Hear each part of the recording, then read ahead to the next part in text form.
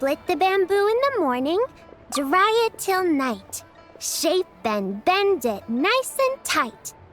Cross the strands to form a pattern, coat in silk, and you have a lantern.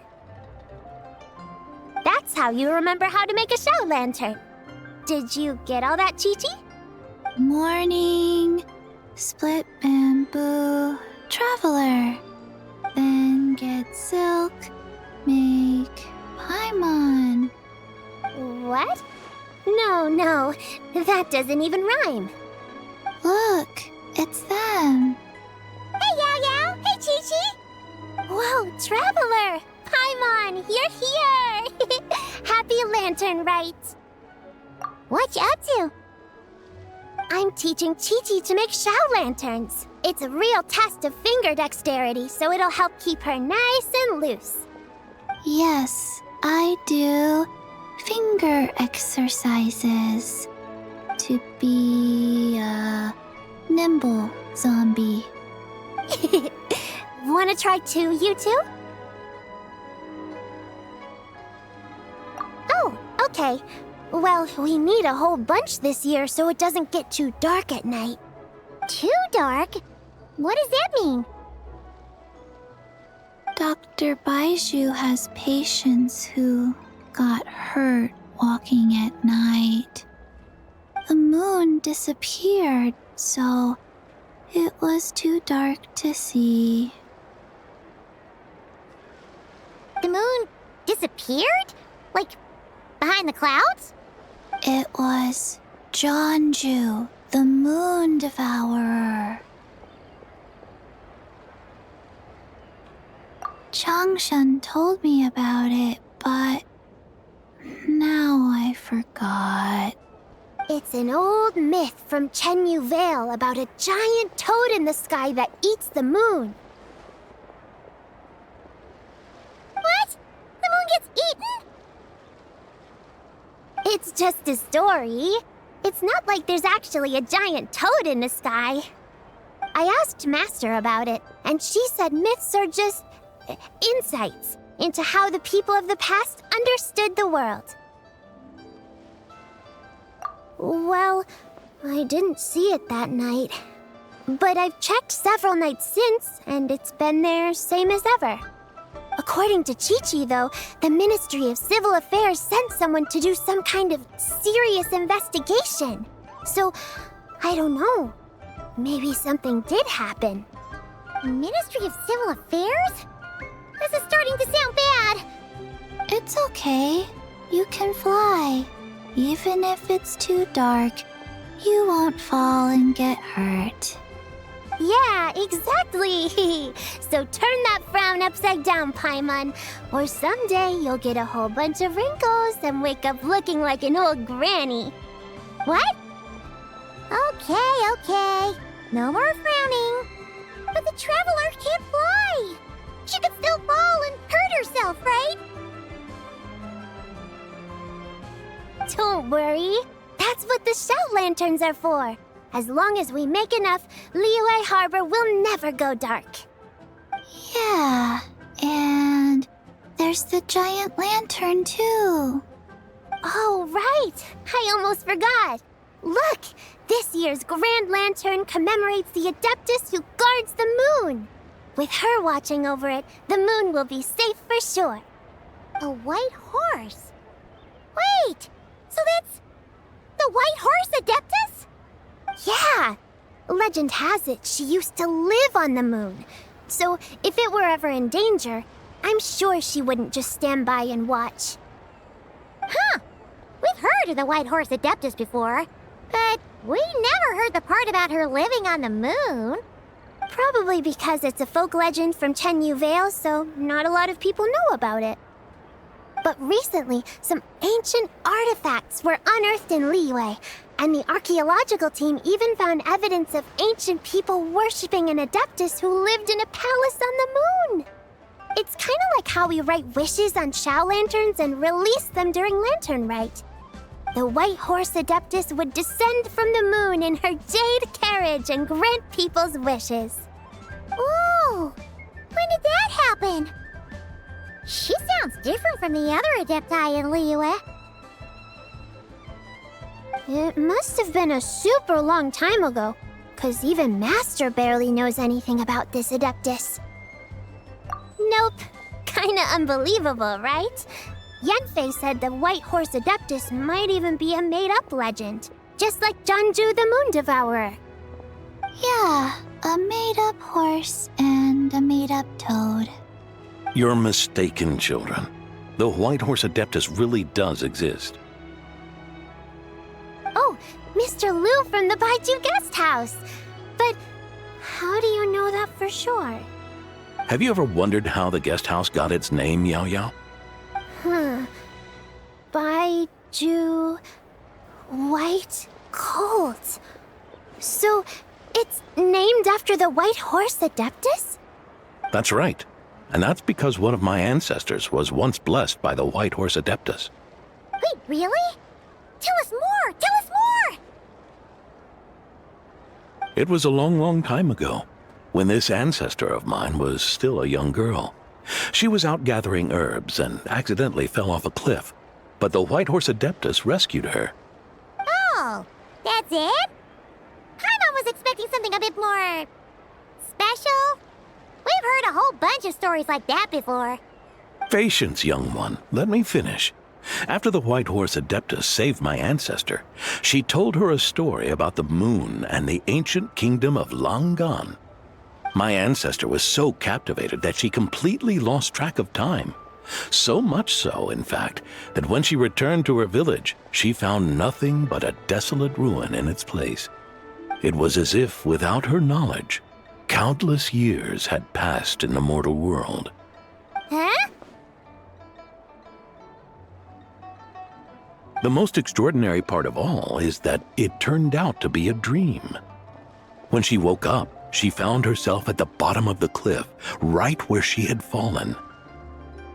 Other than her medicine basket, now filled to the brim with rare herbs, it was as if nothing had happened, until out of nowhere, a horse's whinny echoed through the air, and when she looked up, she saw a pristine white horse leaping over the cliff.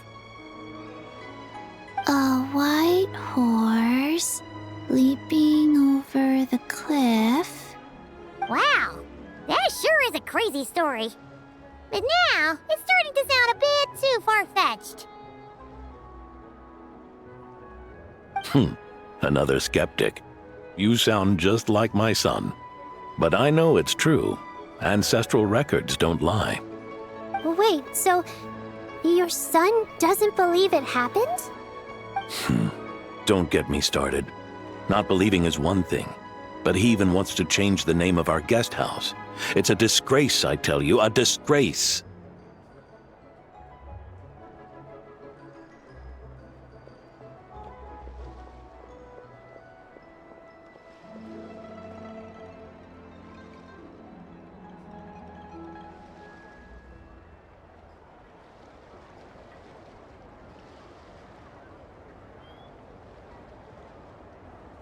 Well, it was getting about time for him to take over the guest house. And what's the first thing he does? Starts going on about how the name doesn't attract enough customers and how we're losing business to Wangshu Inn. Can you believe that? As if Baiju Guest House and Wangshu Inn aren't miles apart from each other. Oh, what about something like the Geo Lord's Rest? Paimon bets that would get people through the doors. Geo Lord's Rest. I like that one. This isn't about getting people through the doors. This is about disrespecting our ancestors. Oh, White Horse Adeptus, my wish is this. Let your divine power be known. Teach my foolish son the error of his ways. Paimon wants to learn more about this Adeptus. Hey, maybe we should ask Zhang Li. Good idea! Mr. Zhongli is super knowledgeable. He can answer questions even Master has no clue about.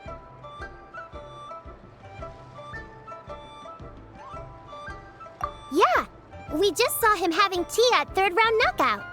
Alright, then that's our next stop. Chi-Chi and I are gonna keep making Shao lanterns.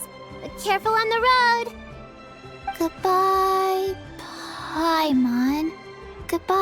traveler.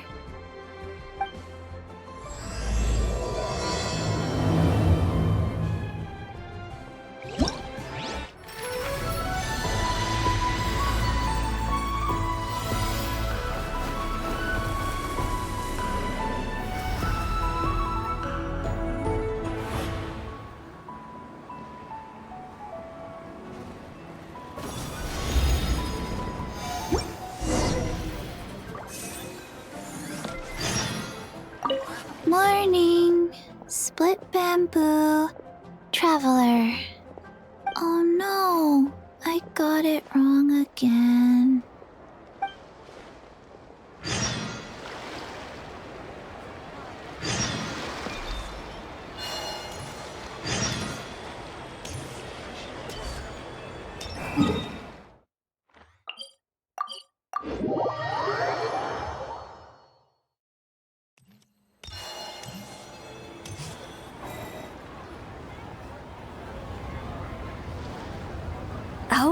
Oh?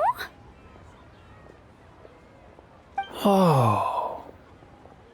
Curious. Impressive, right? What's with all the commotion over here? Oh, Traveler and Paimon! Perfect timing! I have something amazing to show you! What is it? Huh? What the? Part of the moon is blacked out! Was it really eaten by a giant toad? Huh. I didn't expect you to know the story of Jonju the Moon Devourer, Paimon. Don't underestimate Paimon. She learned a whole bunch of things in Sumeru. But Jonju the Moon Devourer is a Liyue legend. Well, knowledge knows no borders, so there. You're right about that, Paimon. But this dark circle doesn't look anything like a toad to me. A toad's egg, maybe? But that's about it. Oh, wait, Traveler! You've been in Nodcry, right? The people there worship the moon goddess. So you should know what's going on here. Really? Not even in a place where people worship the moon? Huh. Oh yeah! Master told me that the tale of Jianzhu, the moon devourer, was how ancient people explained a certain celestial phenomenon. But what is it exactly? Some kind of omen of disaster? How so? Oh, but in this picture, the moon is being covered from the center. So this can't be a normal eclipse. Then it's still an omen of some impending calamity? We never said that! Ugh, some crazy customer left it at the restaurant. Just thinking about it gives me the chills. Attention, everyone! As the auspicious festival season approaches, I have an announcement to make. I, Lu Xiong, am on the verge of becoming one of the most renowned archaeologists in all of Liyue Harbor. No, scratch that, in all of Tibet. Even though I never trained at a prestigious academy, I've still managed to dig up tons of treasures. And I understand practically a whole dictionary's worth of big words, too. Like my pops always says, no pain, no gain. And I haven't had it easy, that's for sure. So, it's definitely my turn to make a name for myself. What's the deal with her? No idea. Maybe she ate a bad batch of perch stew? What? You don't believe me? I'm telling you, I dug up treasures from the ancient nation of Longan. I even got a picture of Jonju devouring the moon. Long gone? Jonju? What is she even talking about? Sounds like she's a few perches short of a stew, if you know what I mean. So what if blackback perch stew is my favorite? Stop talking about me like I'm not here. Whoa, what are you doing? You're just a stupid, ignorant man, and I'm gonna kill you. Young lady, you need to calm down. What? So you're looking down on me now too? How about I take you both out then? How does that sound? This is a place for dining. If you wish to take me out, you'll have to do it elsewhere. Don't act like you're better than me. Do you know who I am? I'm about to be the most famous archaeologist in all of Liyue. No, Tevat! Show me some respect. It's respect you want? Very well. For the sake of the other customers, we'll do this your way.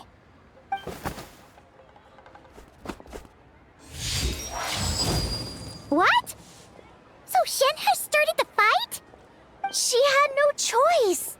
The woman pulled a shovel out of nowhere and started going crazy, flipping tables left and right. She even injured 2 other customers. Shenhe did what she had to do to restrain her, then took her to the Ministry of Civil Affairs. Thank goodness Aunt Shenhe was there. Or who knows what might have happened. Yeah. I started cleaning up after all the commotion, and that's when I found this photo. I thought it might be the one she dropped, so I rushed over to show someone.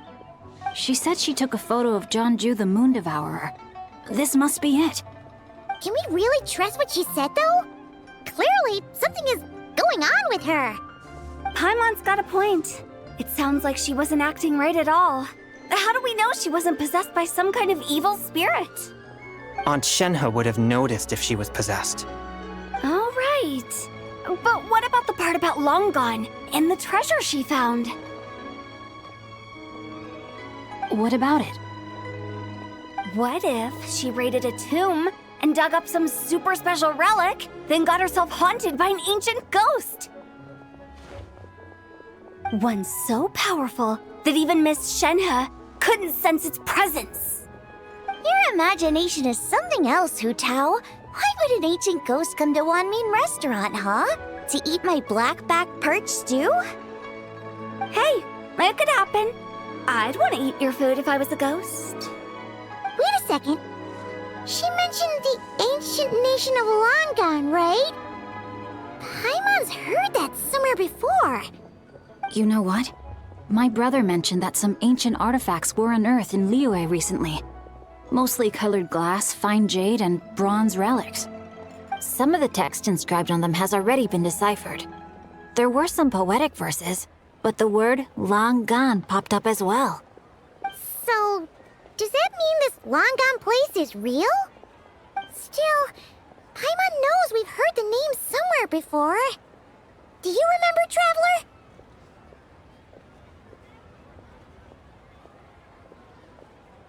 Right! His ancestor heard about it from the White Horse Adeptus. The White Horse Adeptus? Oh, so you must have been to see the giant lantern already. Yep. And it turns out that the White Horse Adeptus is super mysterious, too. Even Madame Ping hasn't met her. Wait, I thought she was the gold-eyed Celadon mare of the 8 Adepts. That's just the interpretation you believe in, Hu Tao. There are other theories out there, too. The elders of Qingce village believe that during the Archon War, a white horse leapt from a clear spring, transforming into an Adeptus who aided Rex Lapis in battle. In Chenyu Vale, some of the tribes take her to be the daughter of time and trace her deeds to an even earlier era. Yet in other ancient texts, including the relics I just mentioned, she appears as an emissary who listens to mortal wishes, bestowing the blessings of the heavens and moon upon the mortal realm. Which is why we write our wishes on Shao lanterns. That's so complicated. So what's the verdict? Which version is the truth? I'm afraid there's no definitive answer to that. You two have been all over Tevat. Do you have an idea? Nope, sorry. We were actually on our way to ask Zhongli. He knows even more about this kind of stuff than us. Ah, looking for a consultant, huh? He's having tea with Miss Linlong. Shigu Antiques is hosting an exhibition tonight. An exhibition? For what? All those antiques Sing Show just mentioned. So if you head to the big ship docked in the harbor tonight, I'm sure you'll find him. So, where to next? How about we go to the Ministry of Civil Affairs to ask about the White Horse Adeptus? We might be able to find out more about the recent moon situation, too.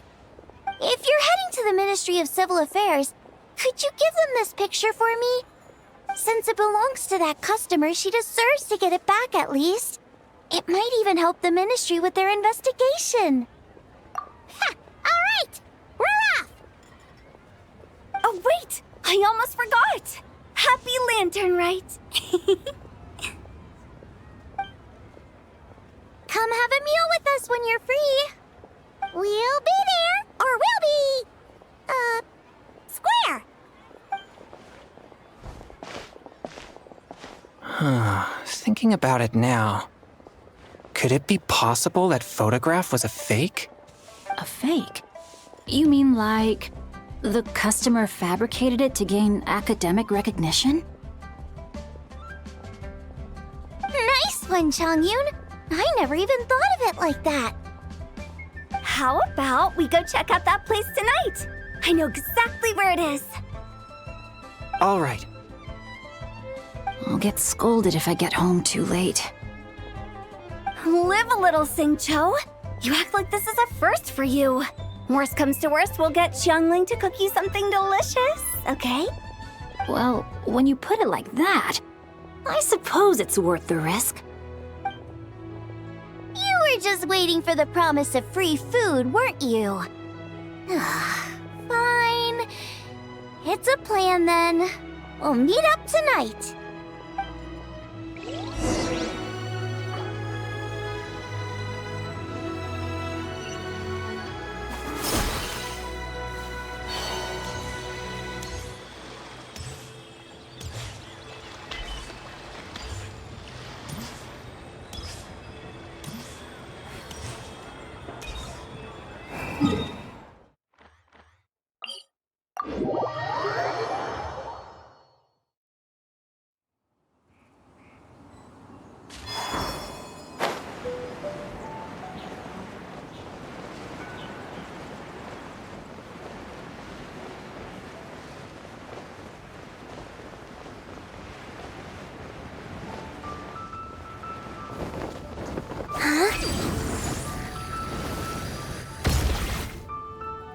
Your grandfather is of the same opinion, Miss Lanyan. Yes. On Lantern Rite, the moon shall go dark. That's what the signs are indicating. Celestial observation isn't Grandpa's strong suit. But he discussed it with several other elders from our clan, and their conclusion was the same. It's consistent with the information we've received from other sources as well. You mean the whole thing? About the legend of Jeonju the Moon Devourer? Happening in real life? Yes, that's one of them. So it's true. I thought it was just a rumor. It's true. But right now, the bigger issue is that all our sources indicate the phenomenon's gonna happen again. I'm not sure this bodes well. Let's remain optimistic for now.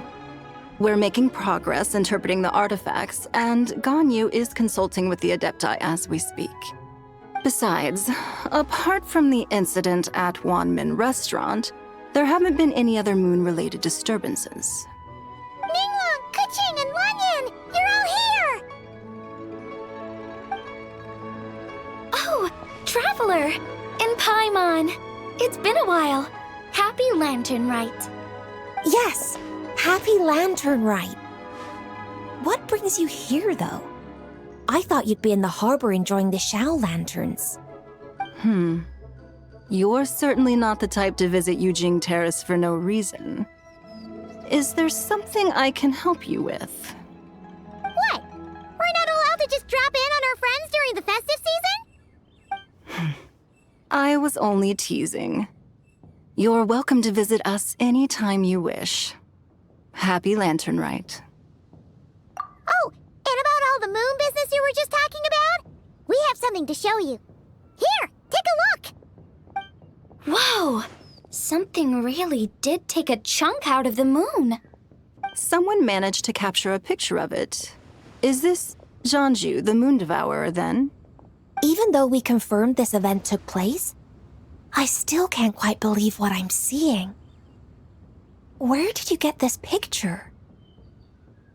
From Xiangling! She found it when she was cleaning up after that customer caused a scene. She thinks they must have dropped it. Wait, Is this Chawang Terrace? No, it's just where I'm from. It said that Chawang Terrace was where the ancient people of Chenyu Vale communicated with the heavens. And in this picture, the moon happens to be right above Chawang Terrace. I was just surprised, that's all. It's probably just a coincidence. That's interesting because the ancient people of Chenyu Vale migrated there from the chasm area. The chasm? So, that place is involved too? According to our investigation, that customer you just mentioned, Lu Xiangxiang, her father and grandfather are merchants in Liyue Harbor, and her mother and grandmother grow tea in Chaoying Village. A few days ago, she left her home in Chaoying Village to join a civilian archaeological team funded by Hoishan Hall, and ended up excavating some artifacts in the chasm area. These artifacts were then entrusted to Shigu Antiques and are set to be featured in an upcoming exhibition. Then, of course, the incident at One Mean Restaurant occurred. We suspect something happened during the excavation that left her with quite the shock. And now, it seems like she also went to Chawang Terrace and took that picture of the moon disappearing. The chasm? Chawang Terrace? Things are getting pretty complicated.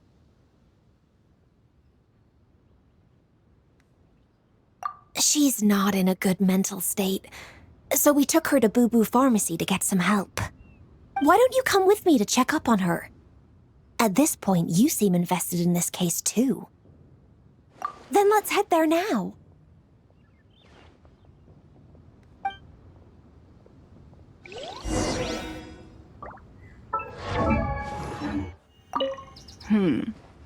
Now that I see this picture, it looks less like a piece of the moon was eaten, and more like something is obscuring it. But what sort of thing could block out the moon?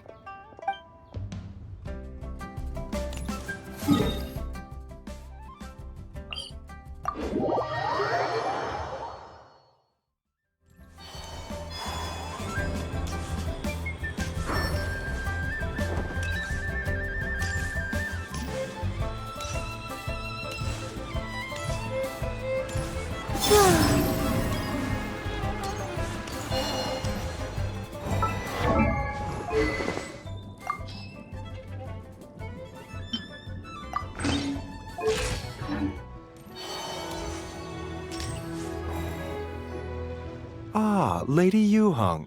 Oh, and the Traveler and Paimon are here as well. What a pleasant surprise. Happy Lantern Rite.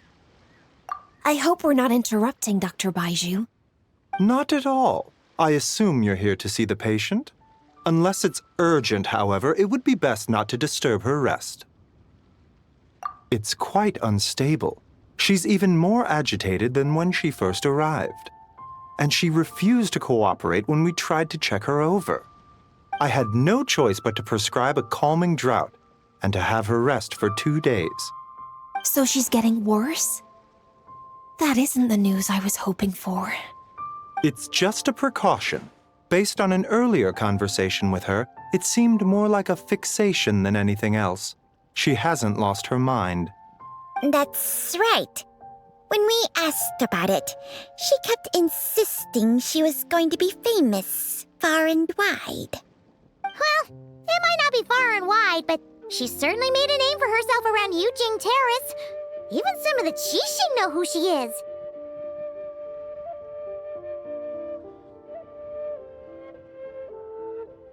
Not often, that's for certain. From my initial assessment, the patient appears to have experienced some sort of shock, and whatever it was seems to still be haunting her. But what could have caused such a thing? The relics from the chasm? Or the moon above Chawang Terrace that night? Come back in 2 days, and you might just have your answer. I suppose that's all we can do for now. We'll take our leave then, Dr. Baiju. Of course. If you need anything else, don't hesitate to stop by. Speaking of those relics from the chasm, aren't they being featured in an exhibition tonight? That's right. Are you planning to attend? Yeah, to have a talk with Zhongli anyway, and now Paimon's even more curious about these relics. I would, except every item in the exhibition had to be registered with the Ministry of Civil Affairs. So I'm afraid it's been spoiled for me. I reviewed them all myself. There are some rather peculiar artifacts, that's for certain. We're still working on decoding the ancient text that appears on them. Yeah, the word jade appears a whole bunch, doesn't it? Huh? How did you know? Shincho told us. He said there were some ancient poems on them, too. He's quite well informed, isn't he? Well, he's right. We believe they're direct references to the ancient nation of long gone. As for the other text, instead of regular poetry, it seems to be more like ceremonial language used to worship the moon and the gods. The moon and the gods? Well, looks like it's almost time for the exhibition. You two should head over. There's an usher at the harbor who will lead you to the venue. Not at all. The exhibition is free to the public. The people of Liyue have a great respect for our history and are eager to learn from it. Plus, the exhibition is being organized by Linlong, the owner of Shigu Antiques. As far as I know, it's been a long-time goal of hers to hold a cultural exhibition of this scale, where people can learn all sorts of information about the past. Guess we're in for a real treat tonight, then. Yes, have a great time. There's still more artifact decoding work I need to finish, so we'll have to part ways here.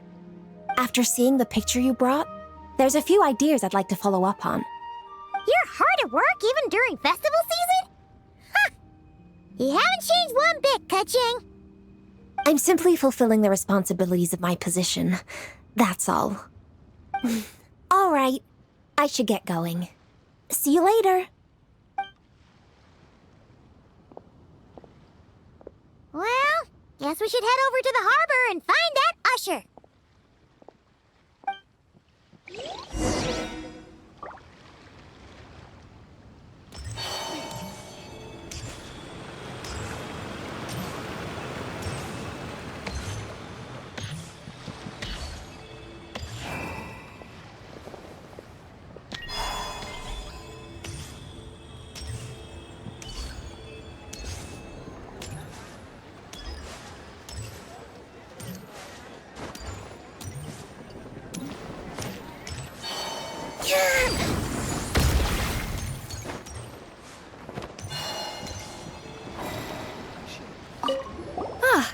Here for the exhibition?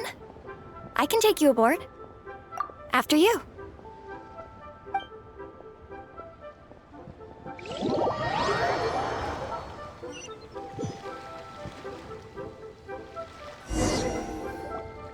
Whoa! Look at all the antiques on this ship! It's almost too much to take in! Greetings. I trust you've been well since last we met? Aha! Speak of the devil! You're right where Hu Tao said you'd be! Ah, so Director Hu gave me away, did she? Don't act like you're up to some super secret business! We know you just do whatever you feel like. Yo, Traveler! Paimon! What's up? It's been a while, you two. Happy Lantern Rite. Beidou! Yunshin! It's great to see you! You're here for the exhibition too? Yes. When I heard these artifacts were from ancient times, I just knew I had to come learn more about them. I mean, what a discovery, right? Yeah, Ningguang pretty much said the same thing. She thought coming here might help culture me up or something. But as you know, I'm more of a fists and punches type of person. I doubt one exhibition is gonna change that. You're too modest, Captain. You're the leader of the Crux fleet. That takes far more skill than just fists and punches. Plus, at the end of the day, you still decided to come, even though you didn't have to listen to Ningguang. Well, she's the Tianch one. If she can't even get an average ship captain like me to do her bidding, how's that gonna look? You sure know how to think from her perspective, huh? I guess I do. Anyway, how's everyone enjoying the exhibition? I heard that if you see something you like, you can negotiate the price with the owner and take it home.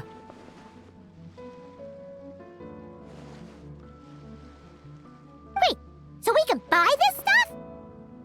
Indeed. Although Shigu Antiques is hosting this exhibition, many of the items come from private collectors. As long as both parties reach an agreement, you can make an offer of mora or an equivalent trade. Well, shall we continue our conversation as we look around? Let's go! Paimon's super curious about all this stuff.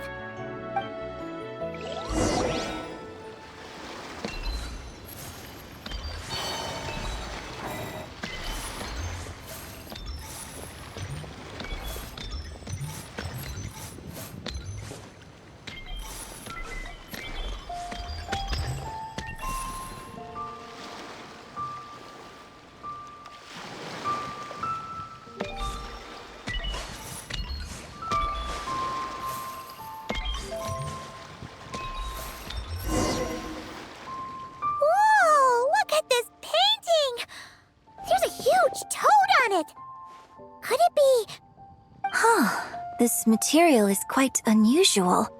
It doesn't look like paper, more like silk or some other kind of fabric. Yeah, I was thinking the same thing. Well spotted. This is a painting of Jianju, the Moon Devourer, made primarily with mulberry silk. Such craftsmanship is rarely seen in modern-day Liyue. Ha! Jianju the Moon Devourer! Paimon knew it! That toad made it super obvious. What's that? A new dish at Wanmin restaurant? No! It's a kind of lunar eclipse. You heard about how the moon disappeared recently, right? Oh, yeah. You're saying a toad did that? That's what the legend says. So, nothing to do with food then. Noted. And the figure next to the toad. Is that the white horse Adeptus? From the stories I've heard, her palace lies on the moon. That would seem to be a logical assumption. No. In fact, this item was discovered in Chenyu Vale, and many years ago at that. Oh, so it's from Chenyu Vale? Actually, that's not quite right. You see, this painting is primarily comprised of mineral-based pigments, such as cinnabar and azurite, which are usually found within stratified rock. This suggests its place of origin may very well have been the chasm. You could have just started with that. You're as knowledgeable as ever, Mr. Zhongli. I had only ever heard the legend of Jianju the Moon Devourer, but now seeing it depicted in this painting, I wonder, if I purchased it, perhaps it could serve as inspiration for a new opera. Though I'm not quite sure who the painting belongs to right now. A splendid idea, Miss Yoon. Perhaps in lieu of mora, you could offer the lyrics to said opera as recompense. The lyrics? But to whom? Why, to me, of course. I am the owner of this painting, after all. Wait, so you're one of the private collectors of the exhibition? No wonder you knew so much about the painting. But lyrics in exchange for a precious antique? My work could never possibly be of equal value. I don't know about that. I'm not much of a scholar, but even I know your operas are in a league of their own. An astute observation, Captain Beto. In my possession, this painting is nothing but a lifeless artifact. In your hands, however, it could be transformed into a new piece of art entirely. Quite a worthy exchange, no? But I'm not sure when I'll be able to finish writing it. It certainly won't be ready this year. Allow me to be equally forthright, Miss Yoon. This silk painting is merely a copy I made of the original work. There is no need for such concern over its value. Huh? So it's a fake? I had no idea you were such a skilled artist, Mr. Zhongli. I pride myself on having some knowledge of antiques, but I didn't notice anything that would point to it being a replica. You never cease to amaze me, Mr. Zhongli. You flatter me. All that said, Miss Yoon, you must accept. Truly, I insist. He's gone from handing out fake Mora to fake paintings now, huh? Your kindness is impossible to refuse, Mr. Zhongli. Rest assured, I'll be sure to return the favor. I shall look forward to it. Man, that was quite the find. I should buy something too, if only so I can show it off to Ningguang. Let's keep going and see what we can find.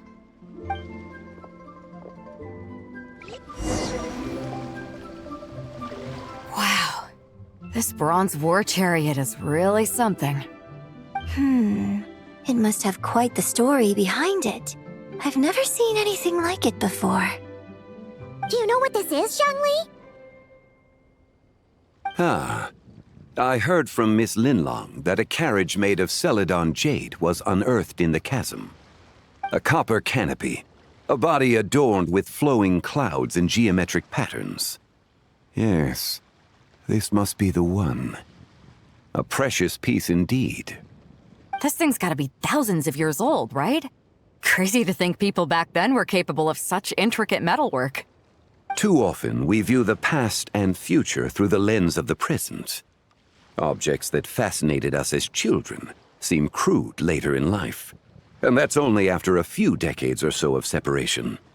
If one were to stretch time across hundreds or thousands of years, one might discover that time is not always a force that pushes things forward. It would seem the people of that era managed to create a remarkable civilization in their own right. Makes me want to get my hands on this even more. Ningguang's gonna be so jealous, don't you think? Has this war chariot caught your eye, Captain Beidou? Oh, you must be Linlong from Shigu Antiques. Nice to meet you. This exhibition has been amazing so far. Well, that's all thanks to supportive patrons like you and Mr. Zhongli, of course. As for this war chariot, it was discovered by an archaeological team sponsored by Huishan Hall. The price comes in at 90 million Mora. How much? 90 million? Woo, looks like my eyes were a bit too big for my wallet. Quite a bargain. A bargain? 90 million Mora could feed Paimon for like 1,000 years! And if you actually went on an eating spree that long, perhaps you'd be considered an antique worth that kind of Mora, too. What, 90 million? Nuh-uh! Paimon's worth way more than that! Well, if Mr. Zhongli thinks it's a good deal, I'm sure it's worth it. Beidou's putting way too much faith in Zhongli. What if he's only here to drive up sales? I'll take the chariot, Miss Linlong. Someone will come by with the payment. Quite the discerning eye you have, Captain. After the exhibition ends, I'll have someone deliver it to the Alcor. Actually, could you send it straight to Yujing Terrace? I'd like for the Tianquan to see the proof of my discerning eye for herself. Understood. Great. Yunjin and I both found something. What about you three? Want to keep perusing? And don't worry about the Mora. It's all on me. Nobody's going home empty-handed tonight. I appreciate your kindness, Captain, but I'm afraid I have some private matters to discuss with Miss Linlong. In that case, don't let us keep you, Mr. Zhongli. Right this way. Traveler, Paimon, perhaps you would like to accompany me. What? So you can show us another bargain antique that's so far out of our price range it's not even funny? Other people are always demanding Mr. Zhongli's time, but it's quite rare for him to extend an invitation himself. I wouldn't pass up this opportunity if I were you, Paimon. Yeah, just don't forget to come aboard the Alcor for a drink later. Yeah, guess you're right. Taking a quick look isn't gonna cost us anything. Let's go!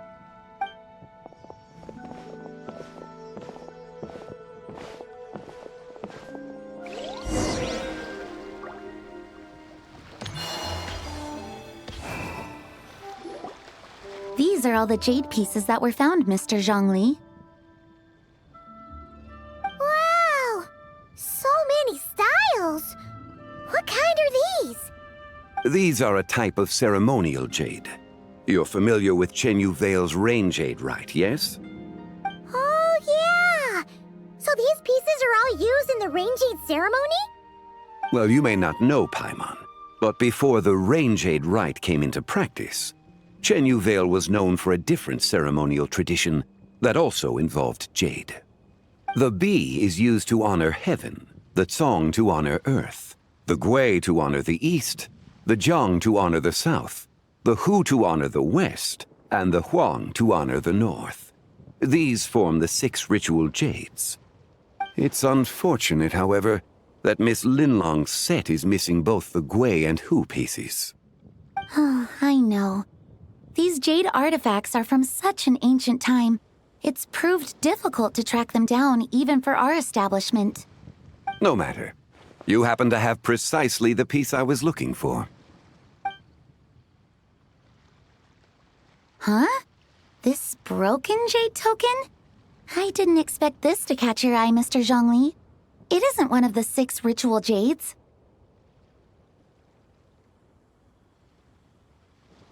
An affect belonging to an old acquaintance of mine. An old acquaintance? One of your collector friends, Mr. Zhongli? You could say that. Traveler, take a closer look.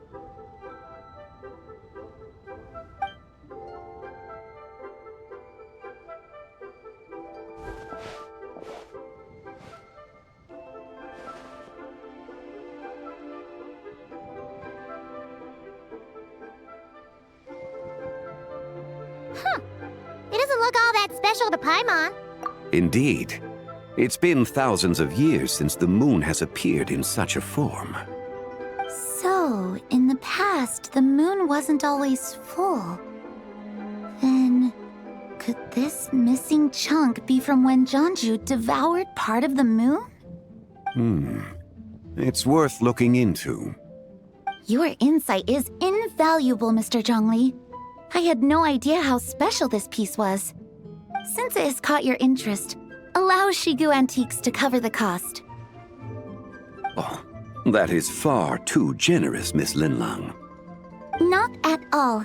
I've always wanted to give people a chance to appreciate these snapshots of history. So holding an exhibition like this has been a lifetime wish of mine. And it never would have been possible without your help, Mr. Zhongli. I merely put in a good word with a few acquaintances of mine. And it had a profound impact.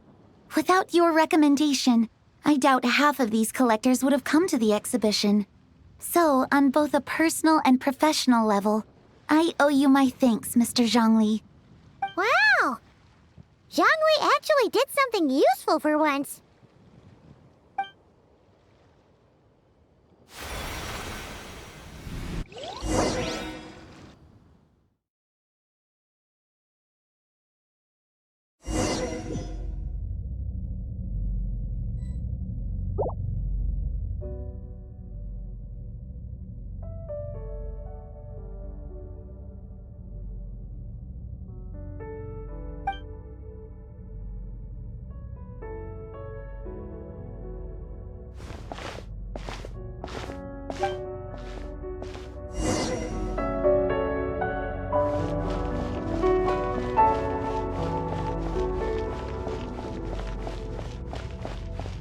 Three, 5, 7.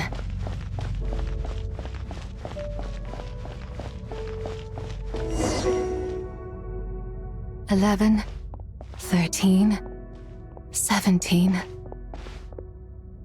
19, 23, 29.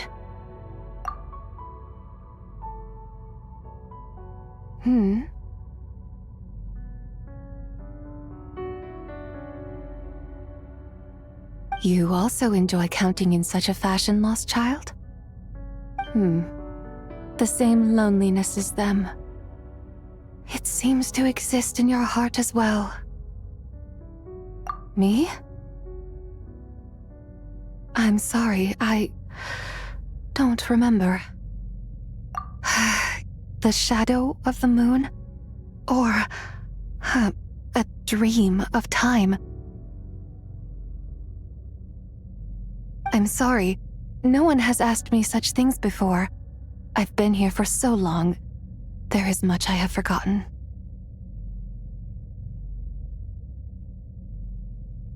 I know nothing of your arrival. All I know is the longing in people's hearts.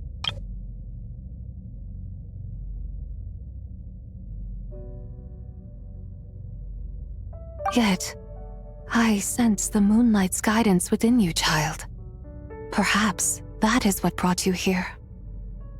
You seem confused. Perhaps I can help in some way. The path home is... that direction. I believe someone told me that before. But I was never able to reach the end. You should take a look. No need. It would seem... my time has already run out. Farewell. May the moonlight ever shine upon you.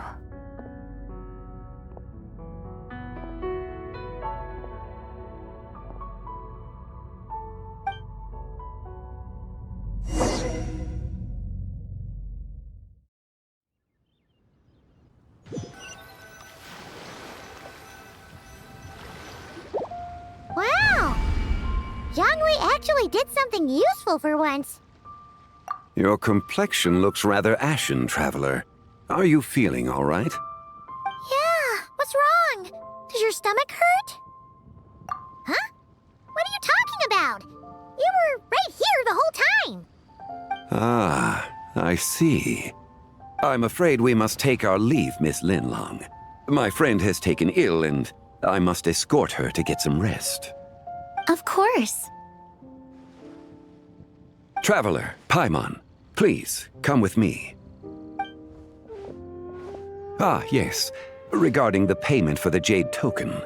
Charge the expense to the Wangsheng funeral parlor if you would.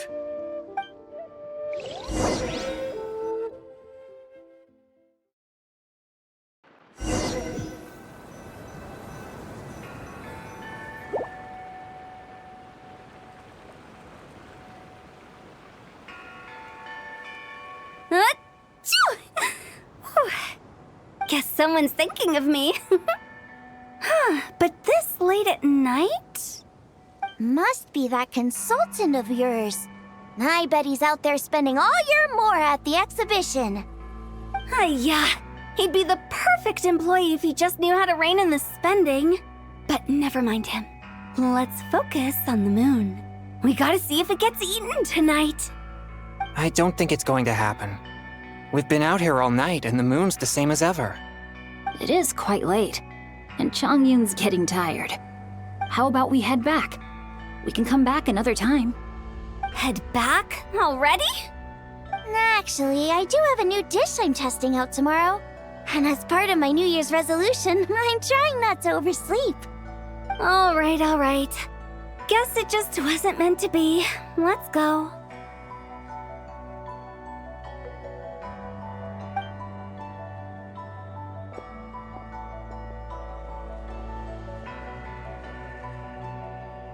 When the sun's out, bathe in sunlight. When the moon's out, bathe in moonlight.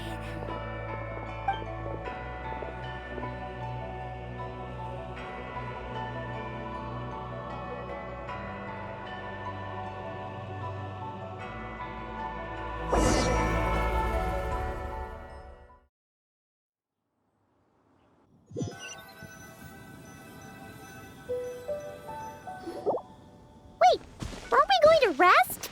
Why did you bring us here? Because I imagine the traveler would like to know what just happened to her. Oh, right. Paimon's confused, though. She could have sworn you were there the whole time. Oh, how is that possible? It sounds like her spirit formed an inexplicable connection with the being in that space.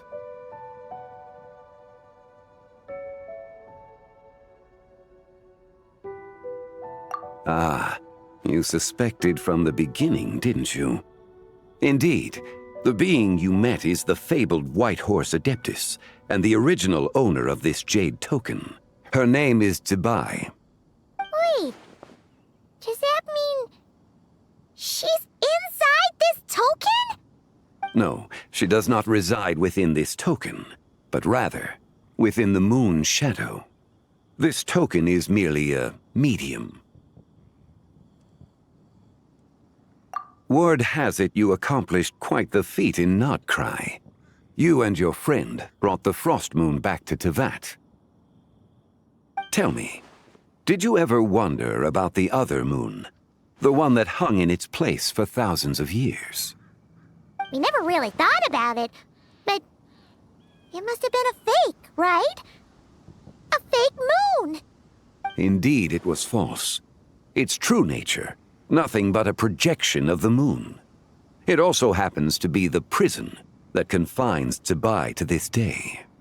Wait, the White Horse Adeptus is trapped inside that projection? Then we need to rescue her! But the moon in the sky right now is the real one, right? Where did the fake moon go? And why can't Paimon see it? With the return of the true moon, the shadow naturally lost its place in the heavens. Now, it is disintegrating bit by bit. It's a process that comes and goes. When it occurs, it looks like the moon is being obscured by a black shadow. But when it stops, the shadow disappears and becomes invisible to the eye. So, you're saying there's an invisible fake moon blocking the real moon right now? Indeed. Okay, this is not what Paimon was expecting.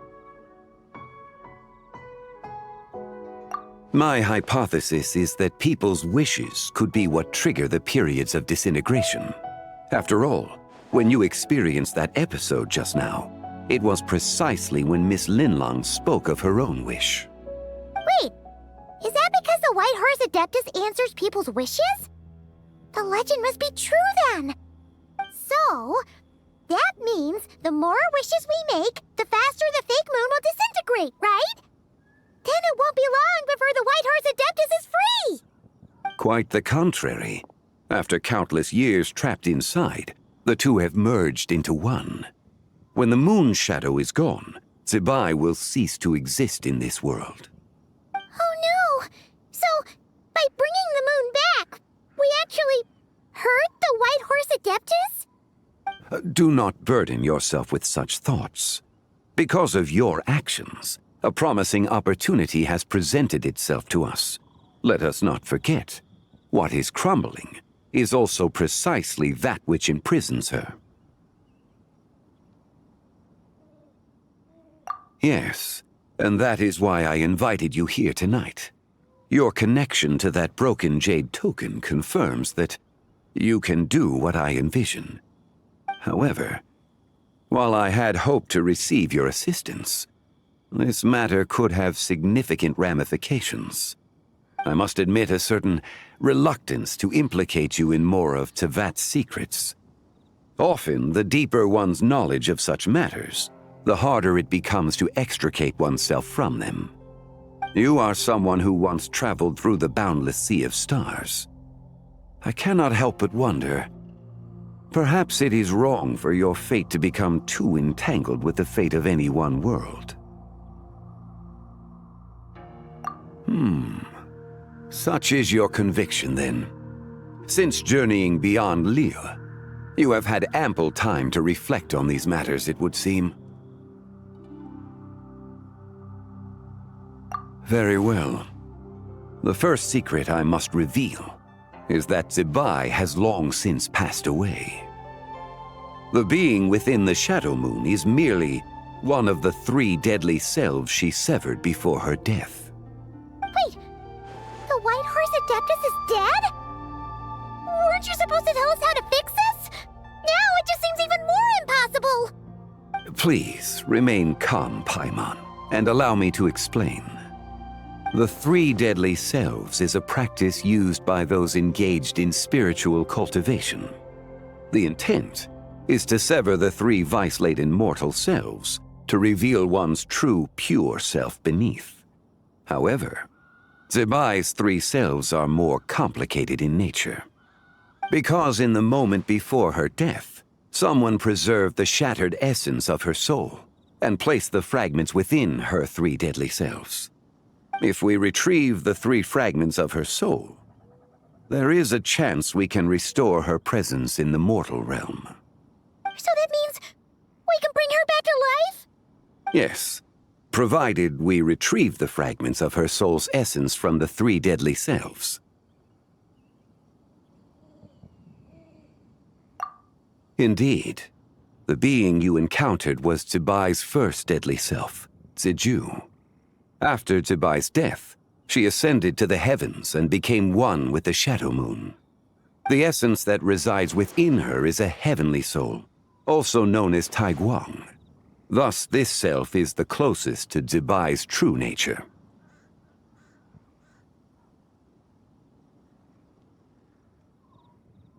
That said, because she is trapped within the Shadow Moon, we have no choice but to seek out the other two soul essences first. Then we can unite them as one. Her second deadly self is called Ziji.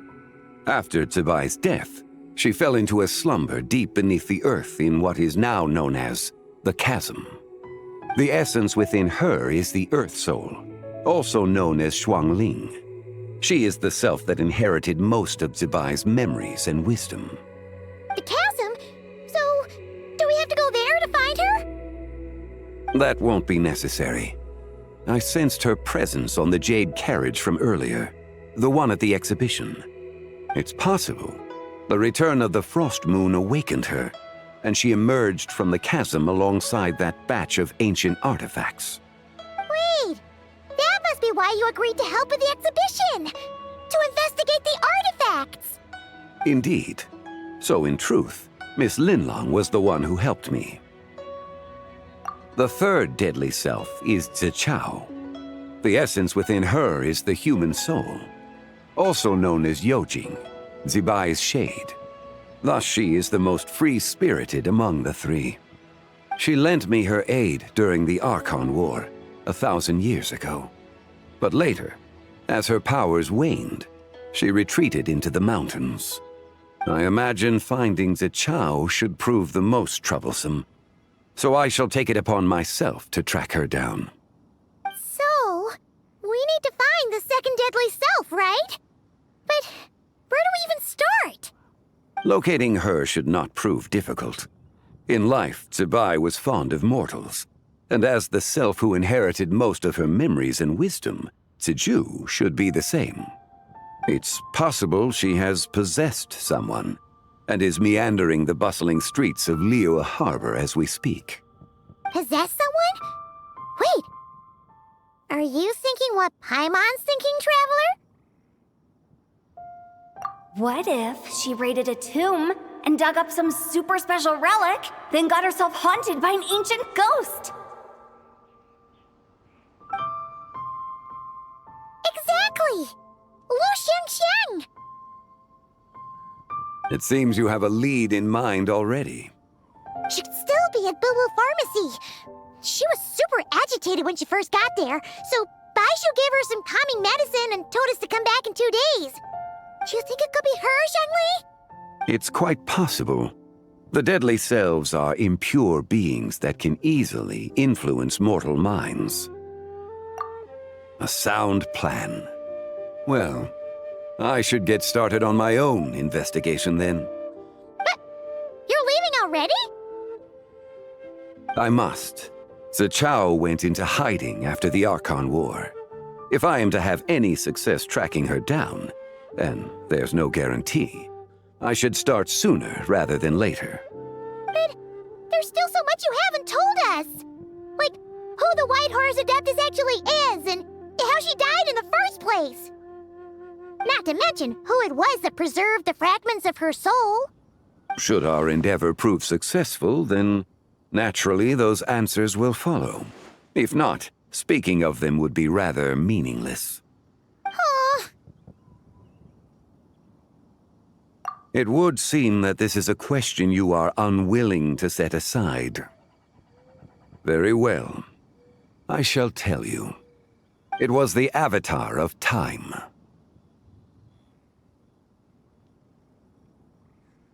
Ah, so you know of her existence. The ruler of time saved her soul. Indeed. Preserving what remained of Zibai's soul in the moment before her death. Only the power of time could be capable of such a thing. However, there is no telling what effect it has had on the three deadly selves. In other words, you must exercise caution when seeking out Zija. On the night of Lantern Rite, countless Shao lanterns, and the wishes written upon them, will be released into the sky. I estimate that this event will trigger the Shadow Moon's collapse. When that happens, the cage that confines the first deadly self will open. That is our moment to act, but also the moment where all could be lost. For if we fail to retrieve the other two soul fragments in time, Zibai's resurrection is hopeless. As I mentioned before, the answers to your remaining questions should come in time, providing our efforts bear fruit. Let us hope that all proceeds smoothly in the days to come.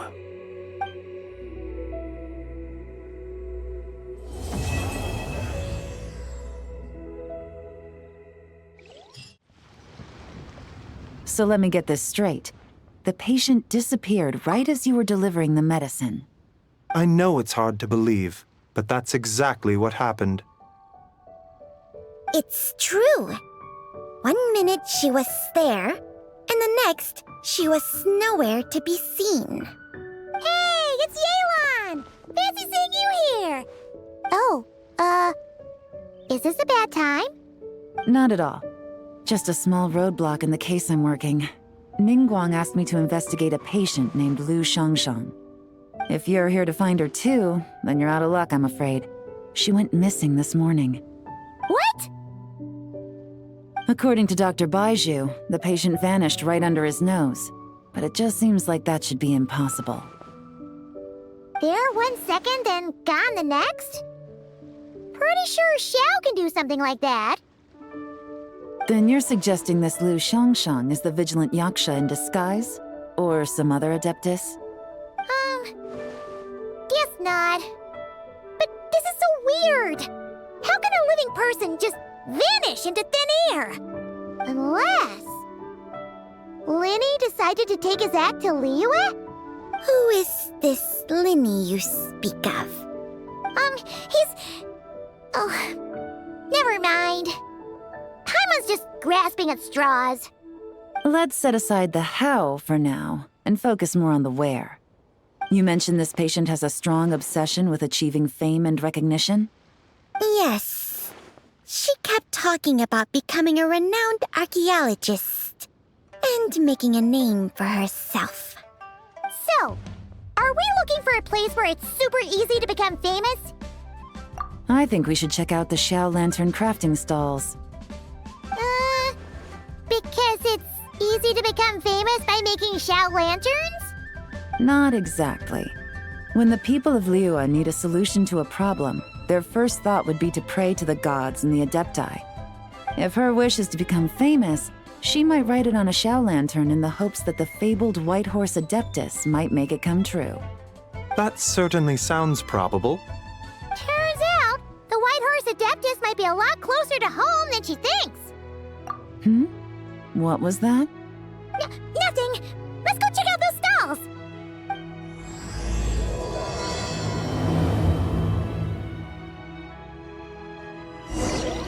Show me your prescription. Is it possible I was just imagining things? But I saw it too. We can't both have been imagining it.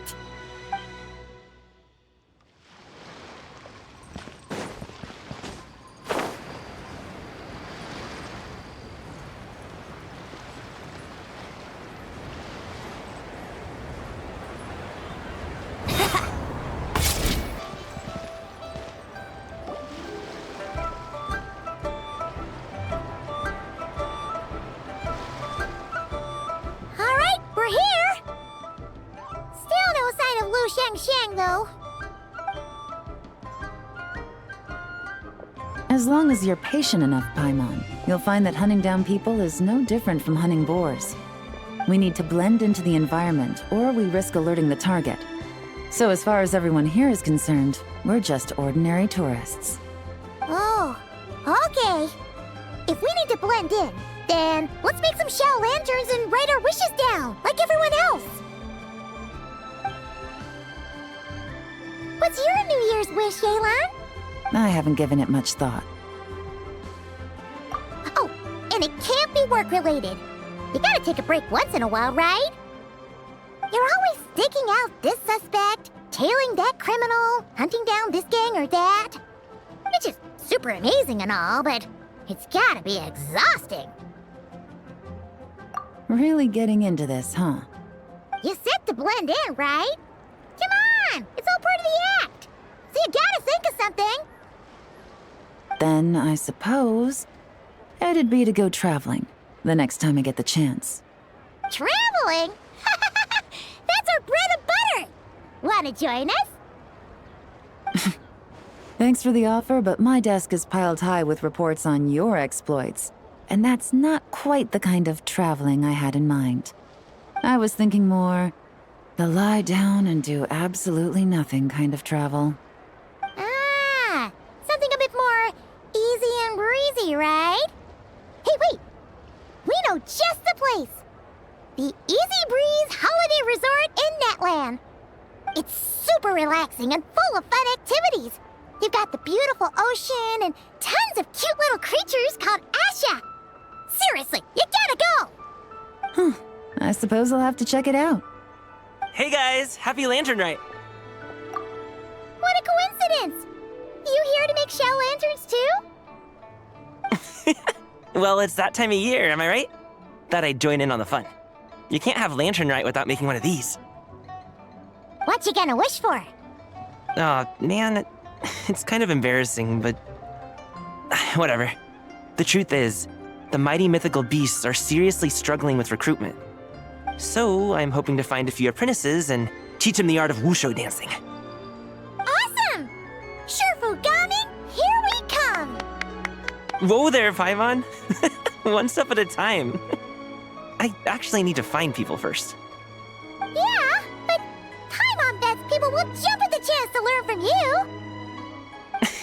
Well, I wouldn't be so sure. Wushu dancing is super physical and takes a lot of hard work to master, so it's not easy to find people. At this point, if the Adepti can't help me, no one can. I'll do it! Huh? You just said you wanted an apprentice, right? Well, I'm offering. What do you think?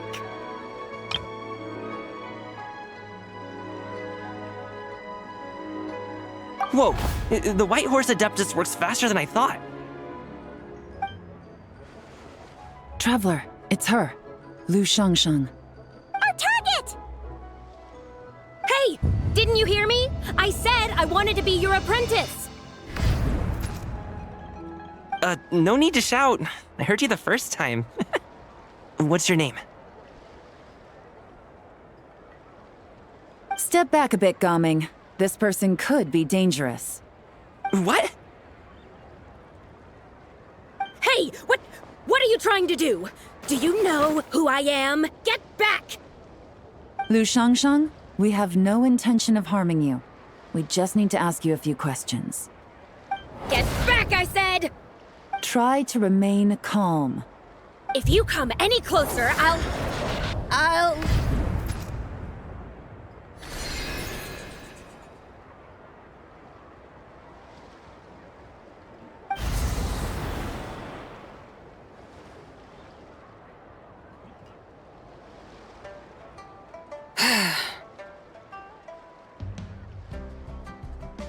Little wisp of a being. How are you able to see me? So what if I am? Leave at once! You, a mere mortal, whose own life hangs by a thread, would dare reach for the power of life and death? Unless you wish to be condemned to eternal damnation, you would do well to abandon this foolish endeavor. I shall speak on this no further. Don't come any closer. How did I get here? Who are you people? Playing dumb, are we? Save it. We know you attacked those people at Wanmin Restaurant. What? No, I would never. You must be mistaking me for someone else. You don't remember? Of course not. How could I do such a thing? What about the photo you took near Chuang Terrace? What photo? What's going on? It's like she lost her memory or something. Well, this complicates things.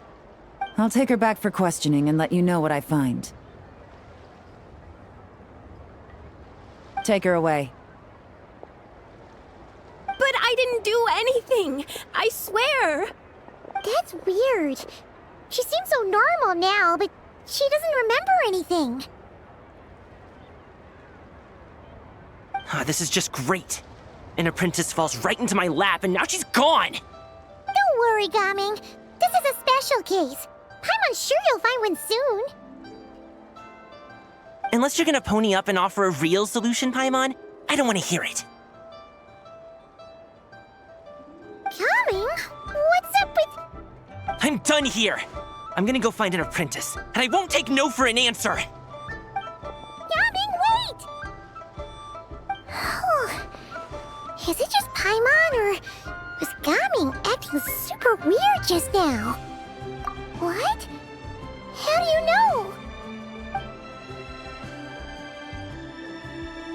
Whoa! So you saw the second deadly self? And you think she moved from Lu Xiangxiang to Gaming?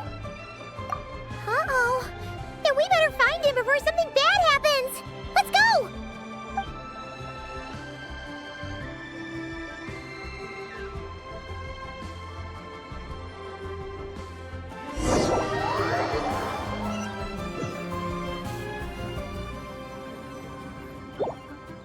Alas, why must Cloud Retainer inflict such woe upon us, Mooncarver?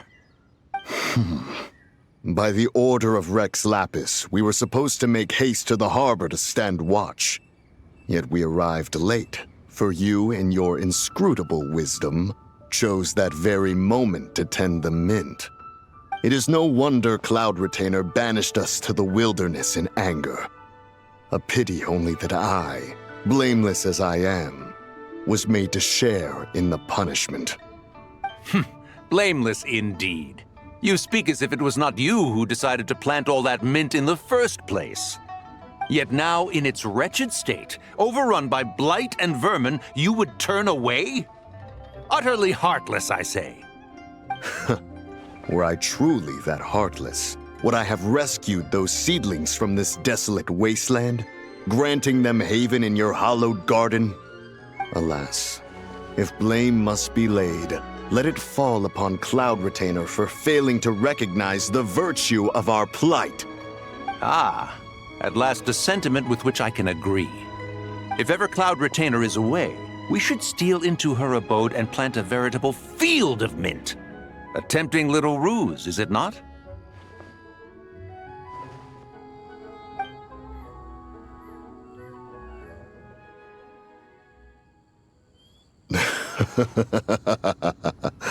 Positively ingenious. Please stop chasing us. Just let us go. Get back here! If you keep running, I'll kill you! Please, we don't know anything about wushu dancing. Just leave us alone. What? You think I'm not good enough to teach you? Just agree to be my apprentices, and then we can talk. That child looks somewhat familiar. Ah, it appears to be the wushu dancer from Liyue Harbor. I have seen him perform on occasion. Come, let us take a closer look. Has trouble befallen you, young one? Perhaps we can offer aid. Oh, thank the gods. Please, sir, you have to help us. This guy's trying to force us to become his wushu dancing apprentices, and he won't take no for an answer! Oh, so it is you who require aid, not the other way around. Get out of the way, old man! This is between us. Preposterous. You dare to presume we are of a mature age? Listen here, brazen youth. Skilled you may be in the art of dance, yet your offstage demeanor leaves much to be desired. Hold on, Mountain Shaper. Something is amiss. Look closer. Huh. Indeed, he bears the mark of something unclean. It spells trouble. You there, depart at once. Hey! You drove off my recruits, old man! You'll just have to take their place, even if you're a bit on the decrepit side. Many years it has been since a being has dared speak to us in such a manner. Now let us see what evildoer has sought to use you as its puppet, young one. You two, you're Adepti! Does that strike fear in your soul?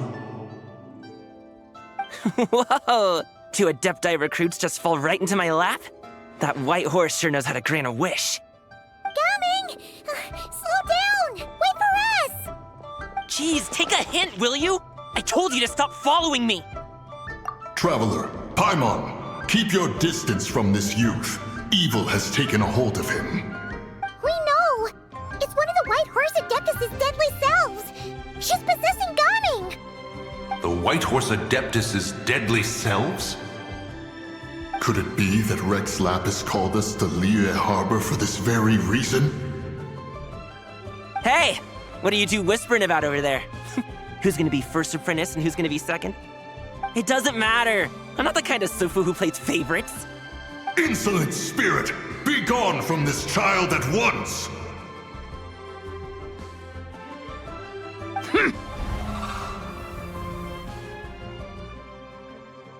Little mite of a mortal. Getting in my way again, I see.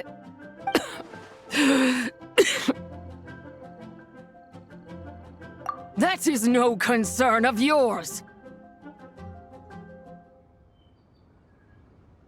No, only by doing it myself will I find peace. Otherwise, rage will consume me. If I lose control, all will turn to dust. The curse of time. The memories this body holds. Come no closer. This is your final warning. Insolent spirit! Be gone from this child at once! Huh? Traveler and Paimon? And 2 Adepti? Where are we? Weren't we just making Xiao lanterns in the harbor? Gaming! You're back! Ah! The sun is most scorching. Agitation stirs within me. I require cooling mint to beat this heat.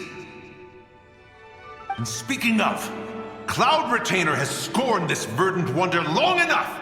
It is time for her to feel its wrath. The wrath of mint!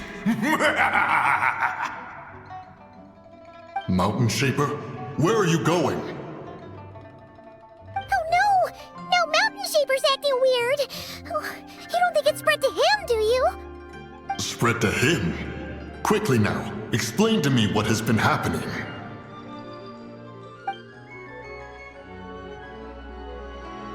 What? Was I really that rude? Jeez, someone get my dad to throw a slipper at me. I'm so... Whoa! You okay, Gaming? He is fine. It is simply exhaustion. But to think Mountain Shaper would succumb to something like this, it is most unexpected. So,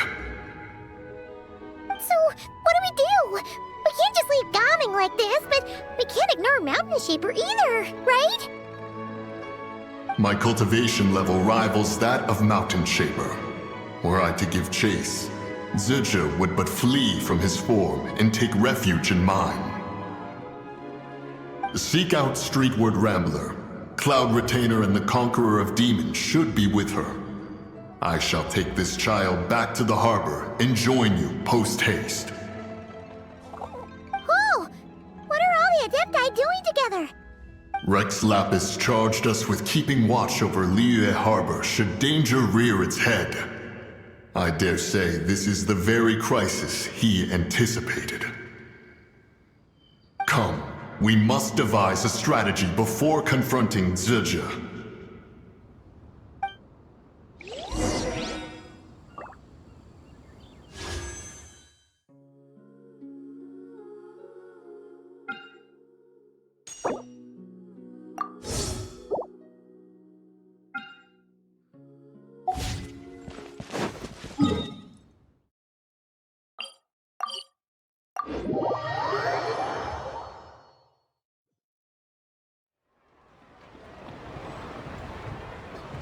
Wouldn't gliding be faster?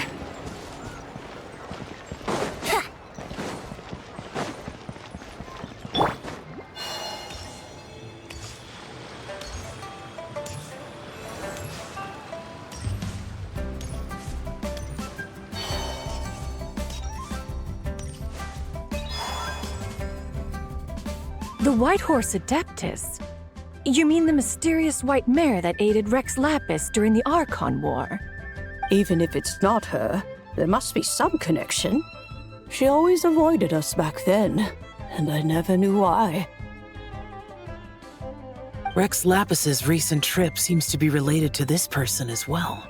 Xianyun! Madam Ping! Xiao! Great! You're out here!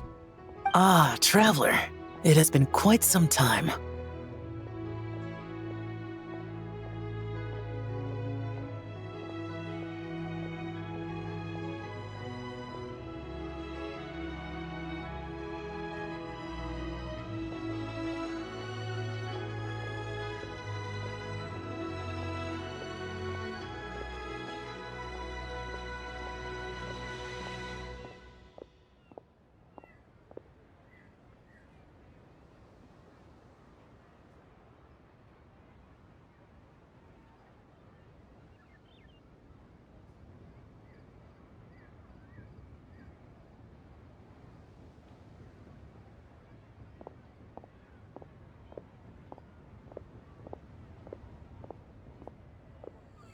Oh, happy lantern rite, Paimon.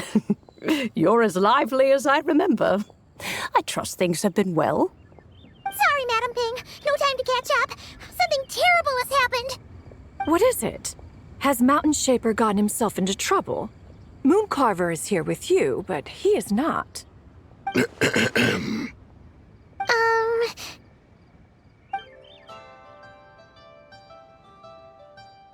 The Wrath of Mint? That old fool dares to utter such nonsense behind one's back. Yeah, that's not really our biggest concern here. So, even a mere deadly self of the White Horse Adeptus was able to possess Mountain Shaper and affect his mind. No wonder Rex Lapis told us to gather here and await his orders. Mountain Shaper's cultivation is inadequate. He was caught unprepared. Were it one of us, Zizha would hardly have found a vessel quite so ready for the taking. Hey, that's not what you said earlier. Where is Mountain Shaper now? A question that hardly bears pondering. Obviously, he intends to plant mint in the vicinity of one's abode. Ah, then he poses no great threat. We might as well let him be. Once he fulfills his wish, it's possible that Zizha will relinquish him of her own volition.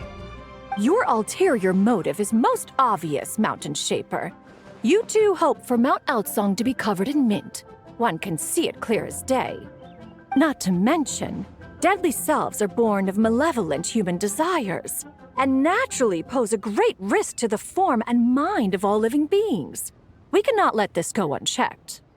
Let me handle it. I have relevant experience and know how to deal with such situations. One has no doubt of that. Yet your involvement would likely end in armed confrontation. In one's own estimation, the time for such measures has not yet come.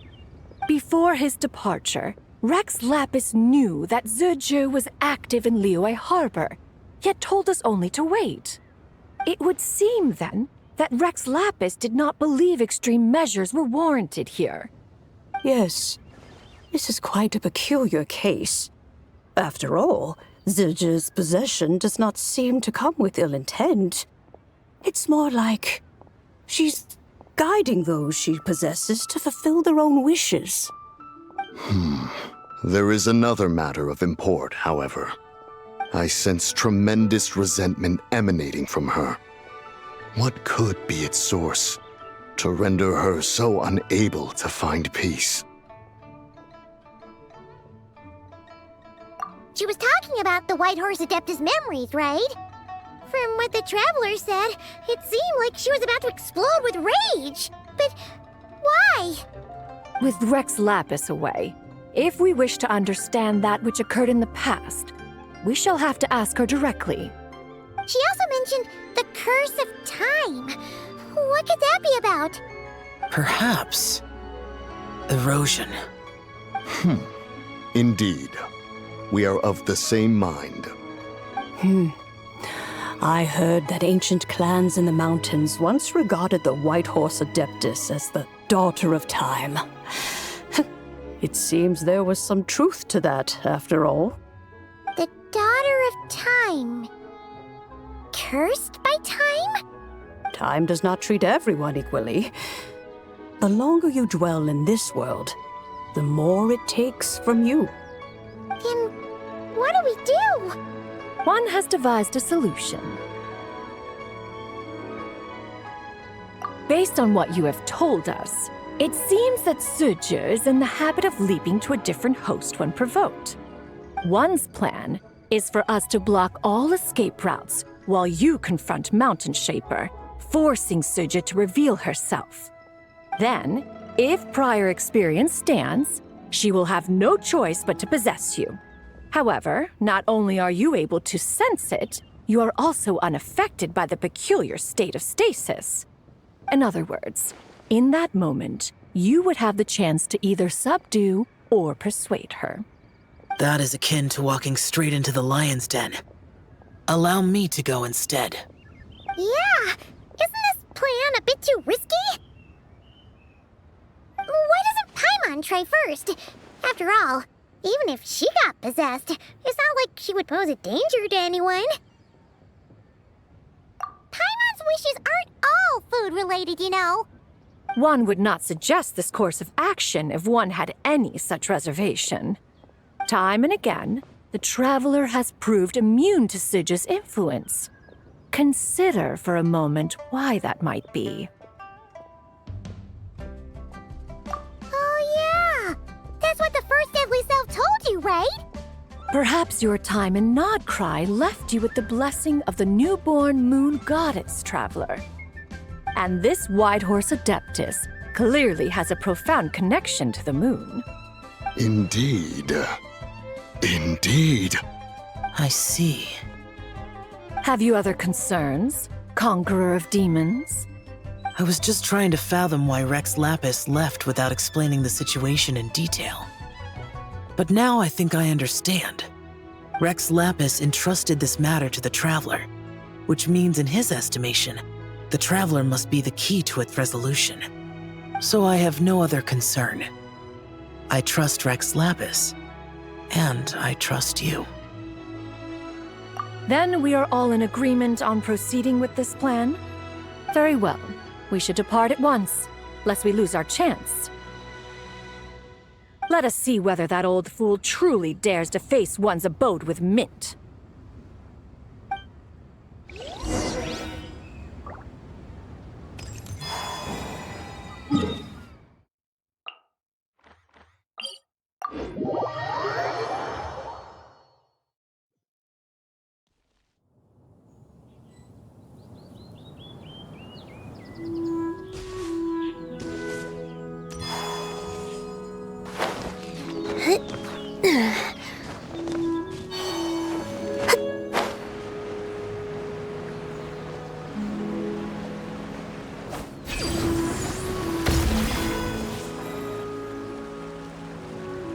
1 mint, 2 mint. Let us plant a whole slew of mint.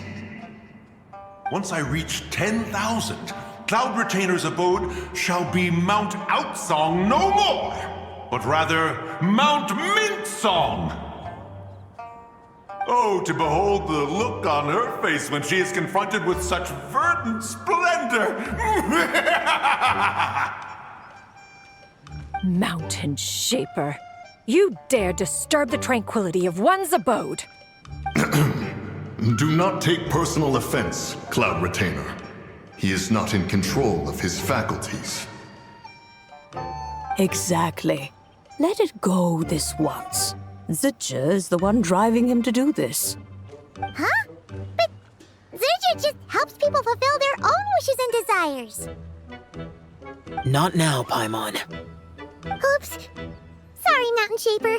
Paimon might have just thrown you under the bus. When he wakes up, we shall have words. Everyone, to your positions.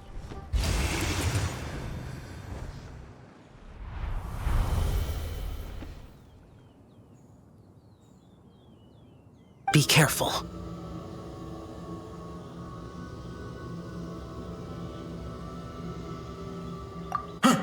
A pest? I must catch it. Again!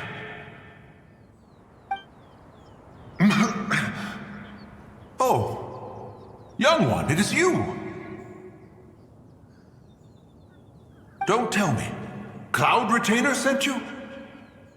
Ha! Such brazen insolence.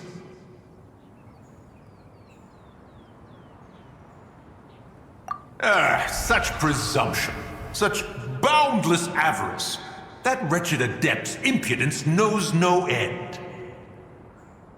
If she dares lay a finger on my garden, I shall smash her cuisine machine to pieces! You think I am one to fold so easily?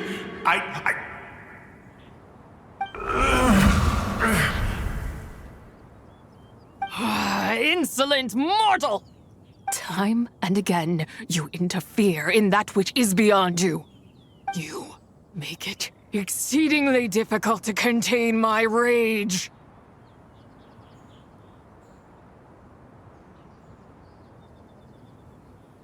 You have no conception of that which you seek. It is forbidden!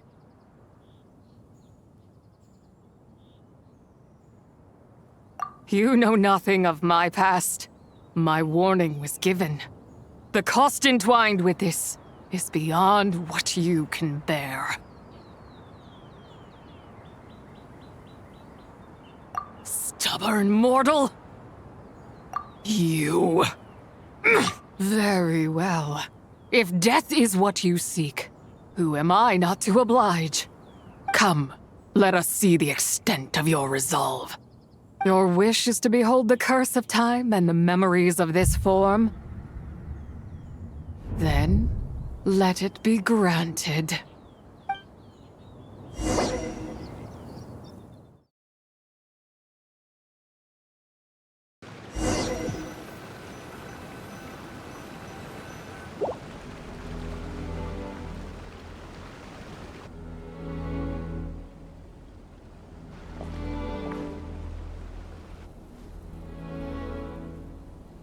You who seek death, stand before me.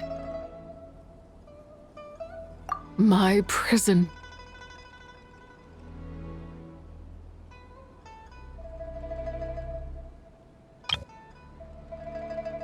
I was merely a trace of impure energy within Zibai's immortal body. When her soul was shattered, it should have been the end of me. But then... the one who governs time descended from on high and froze the moment of her death. And so, I remain in this world, unable to find release. A mortal who knows of her existence and would dare to speak her name. Who are you?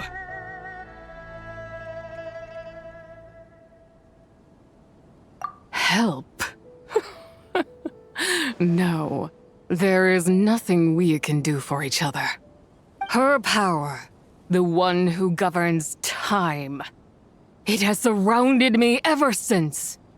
A blessing and a prison, all at once.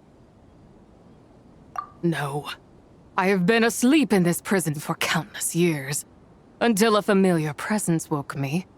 Then, through that mortal girl's eyes, I saw it. As pure and bright as ever, unchanged across the millennia. It was the moon. That place is called Chuang Terrace. Did later generations rebuild the altar in a new location? It looks just like the one used to honor Zibai. Could it be that traces of what happened back then still remain in this world? That memory is embedded deep within the essence of Zibai's soul. It is one that should have been forgotten. Yet, it is precisely that which haunts my every waking moment, fuels my rage, and denies me a modicum of peace. Now you, a mere mortal, come to seek that which is forbidden. So, let us see whether the fire that fuels your ambition is a hero's wisdom or a fool's courage. I shall relinquish control over this body's curse and let it devour everything within sight. Run as fast as you can, lest this prison become your grave. Look, it draws near. The river of time, come to sweep all into oblivion. A torrent of tears for the dead and departed. I shall wait for you at the end, mortal. Evade being swept up in its waters, and I will show you everything. Fail, and we shall sink into oblivion together.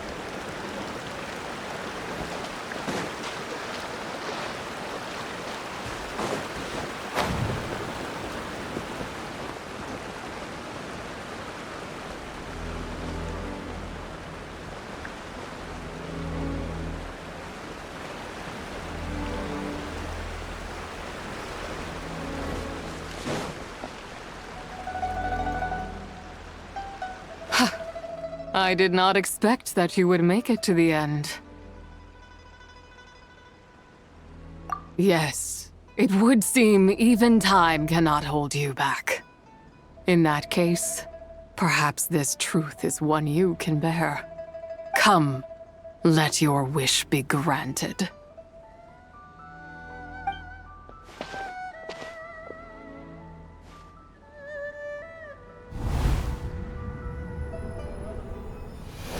Under moon eternal, in radiant night, a maiden grants silk, soft and light. Under moon iridescent, in night divine, a maiden grants fiber for cloth so fine. Under moon of frost, in night so great, a maiden grants tools to divine our fate. Where are Mom and Dad doing? Shh, just make a wish. The kind Adeptus on the moon is listening.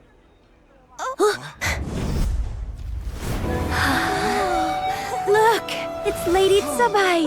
Wow, Lady Zibai? Is she powerful? Of course.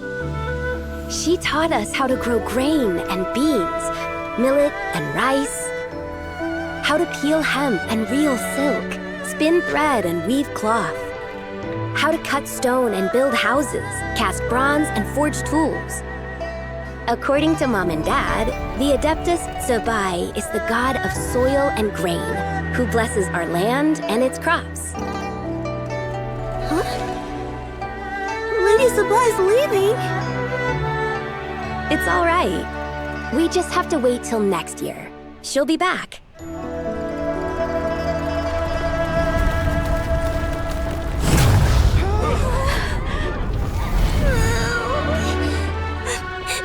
Mom and Dad are gone. Why hasn't Lady Zibai returned? She'll come. We just have to believe. What is that?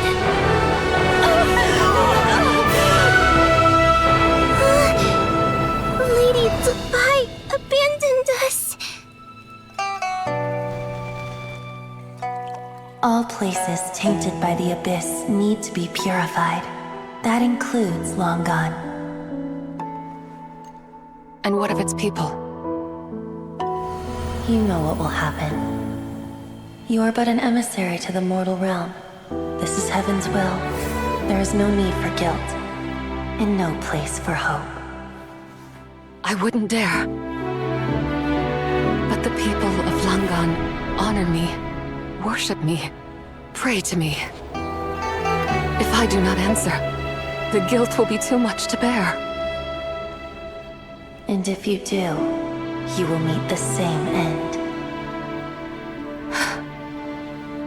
Then as their god, I shall die among them.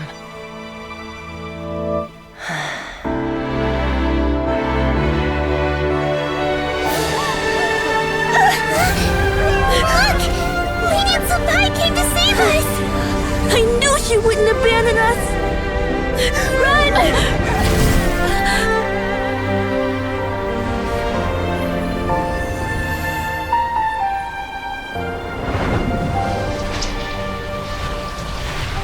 You have done enough.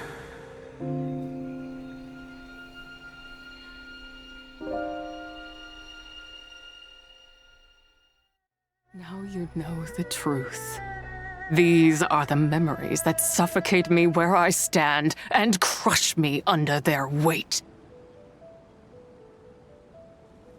Not just my nation, but the people I loved. Were it within my power, I would ignite a blaze fierce enough to burn a hole through the heavens themselves. It was a time of war, one that ravaged heaven and earth.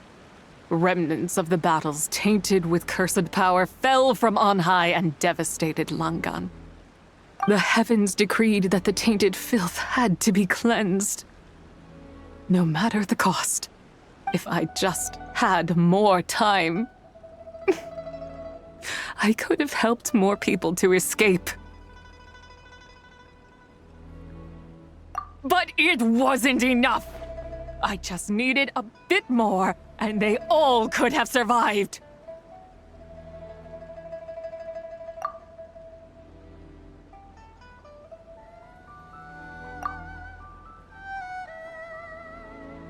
I never imagined there would come a day where I found peace. So long this rage has been within me. Yet here in this moment, it has stilled at last. Thank you.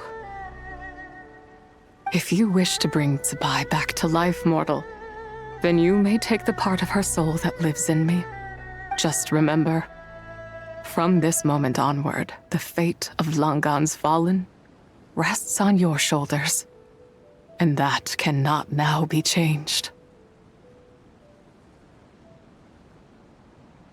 As I said before, I am but a remnant of Zibai's adeptal form, a manifestation of her wrath that was not meant to linger in this world.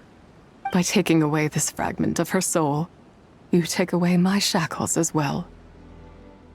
So, let it be done. Ah, it's your turn to grant one of my wishes, is it?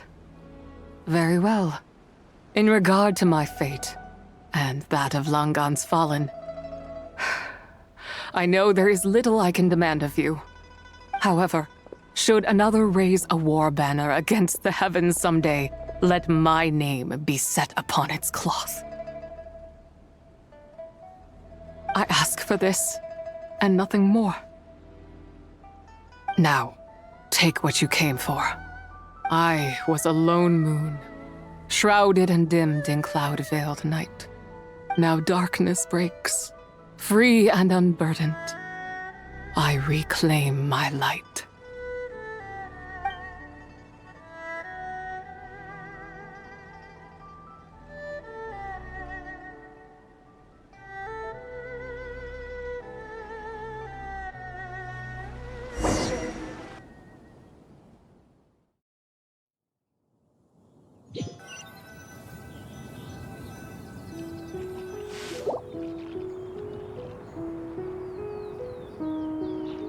You think I am one to fold so easily? Ah, young one. What brings you here? My, what exquisite mint seedlings. Was it you who planted them? I had not taken you for one so versed in the horticultural arts. I must insist that you visit Mount Hulao. There is much we could learn from one another. Ah, but this is Cloud Retainer's abode. She does not appreciate the verdant wonder that is mint. We should leave at once. If she sees us here, there is little I can do to protect you.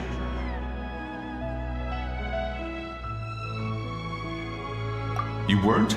Was it Mooncarver then? My, what nerve he has. What? Looks like Mountain Shaper is back to normal. Has the matter with Zibai been resolved then? Wow, that was fast. That took, what, like a second? A second to us, perhaps. But for the Traveler, I imagine it felt much longer than that. One's plan was most successful then. And you're all right, Traveler. You don't feel strange in any way? Well, sounds like good news all around. I'm glad this matter is resolved. What is this matter you speak of? The possession of that mortal child? The matter of Zibai may have been resolved, but there is another that is far from over. The mint you planted around my abode. Perhaps you have a moment to spare for a little chat, Mountain Shaper.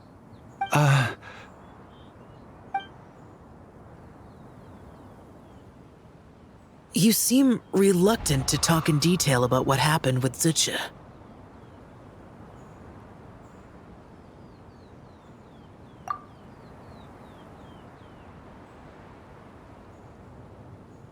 Don't worry.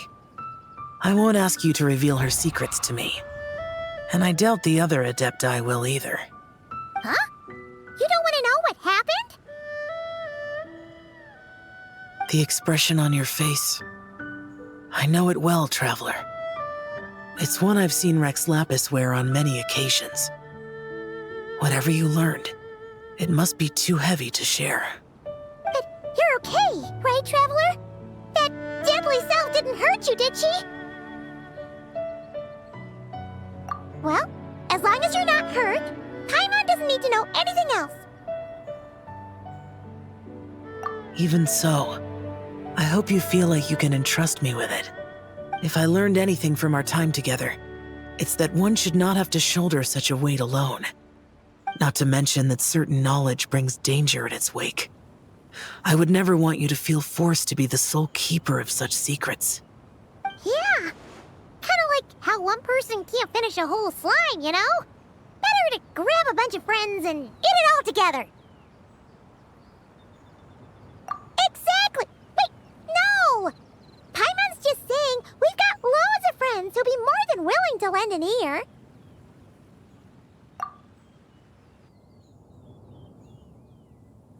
I never knew there was such a tragic chapter in the ancient past of this land.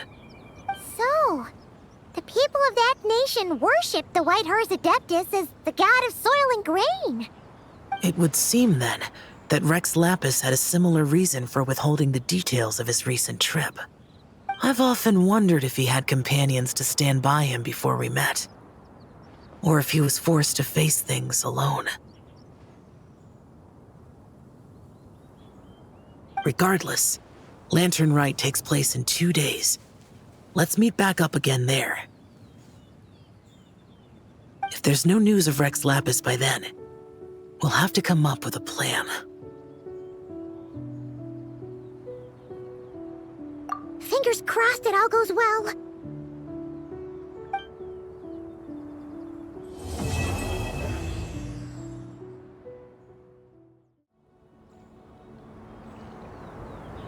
Xiao! Cloud Retainer! Madam Ping! We're here! Any news on Zhongli? Wait, are we missing 2 Adepti? Well, Shen Yun banned Mountain Shaper from Mount Outsong for 3 days. Oh, then what about Mooncarver? The scheme to plant mint in one's abode was one those 2 fools devised together? And when it comes to punishment, one does not discriminate. His banishment ends in 3 days as well. Wow, that's pretty harsh, Cloud Retainer. Let's get down to business. We have news of Rex Lapis. Huh? Isn't that... Yes, Rex Lapis's Geopillar. It descended from on high this morning. He must have sent it for a reason, but it does not respond to our touch. So, what does it mean? Is he in trouble? Not necessarily. It could be a message only a specific person is meant to receive. Traveler, you alone spoke to Rex Lapis before he left. Oh, so it must be for the Traveler. Give it a try.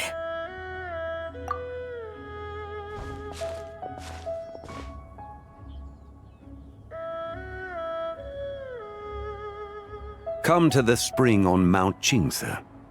I have left an entrance for you.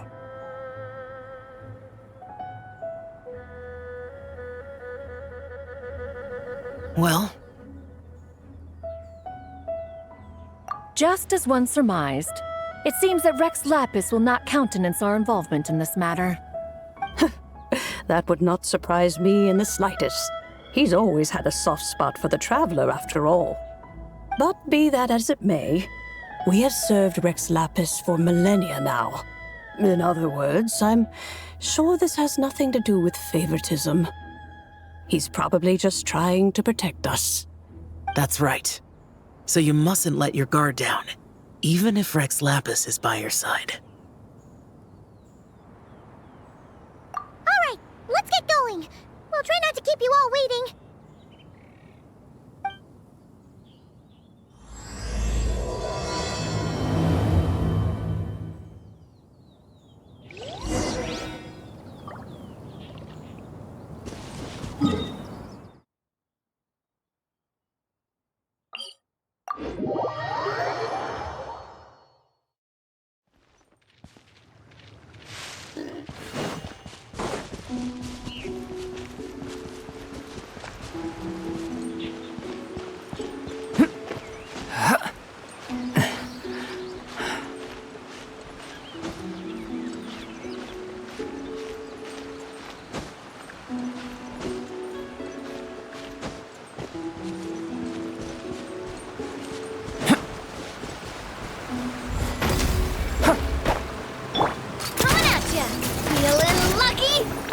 Keep your eyes peeled. They should be around here somewhere.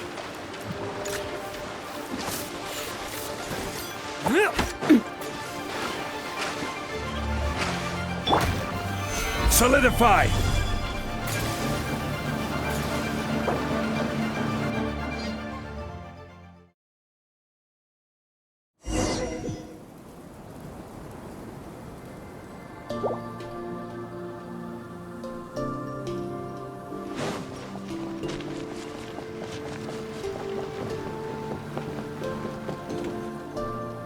Who could have imagined that the once mighty Geo Archon might end up so, sitting on a humble stool in the woods, quietly weaving moon lanterns?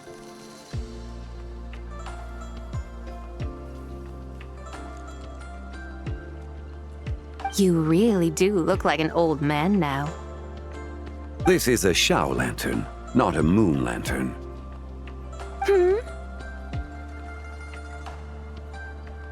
In ages past, when the gods waged war and the world was in turmoil, these lanterns were lit to guide fallen warriors back to their homes.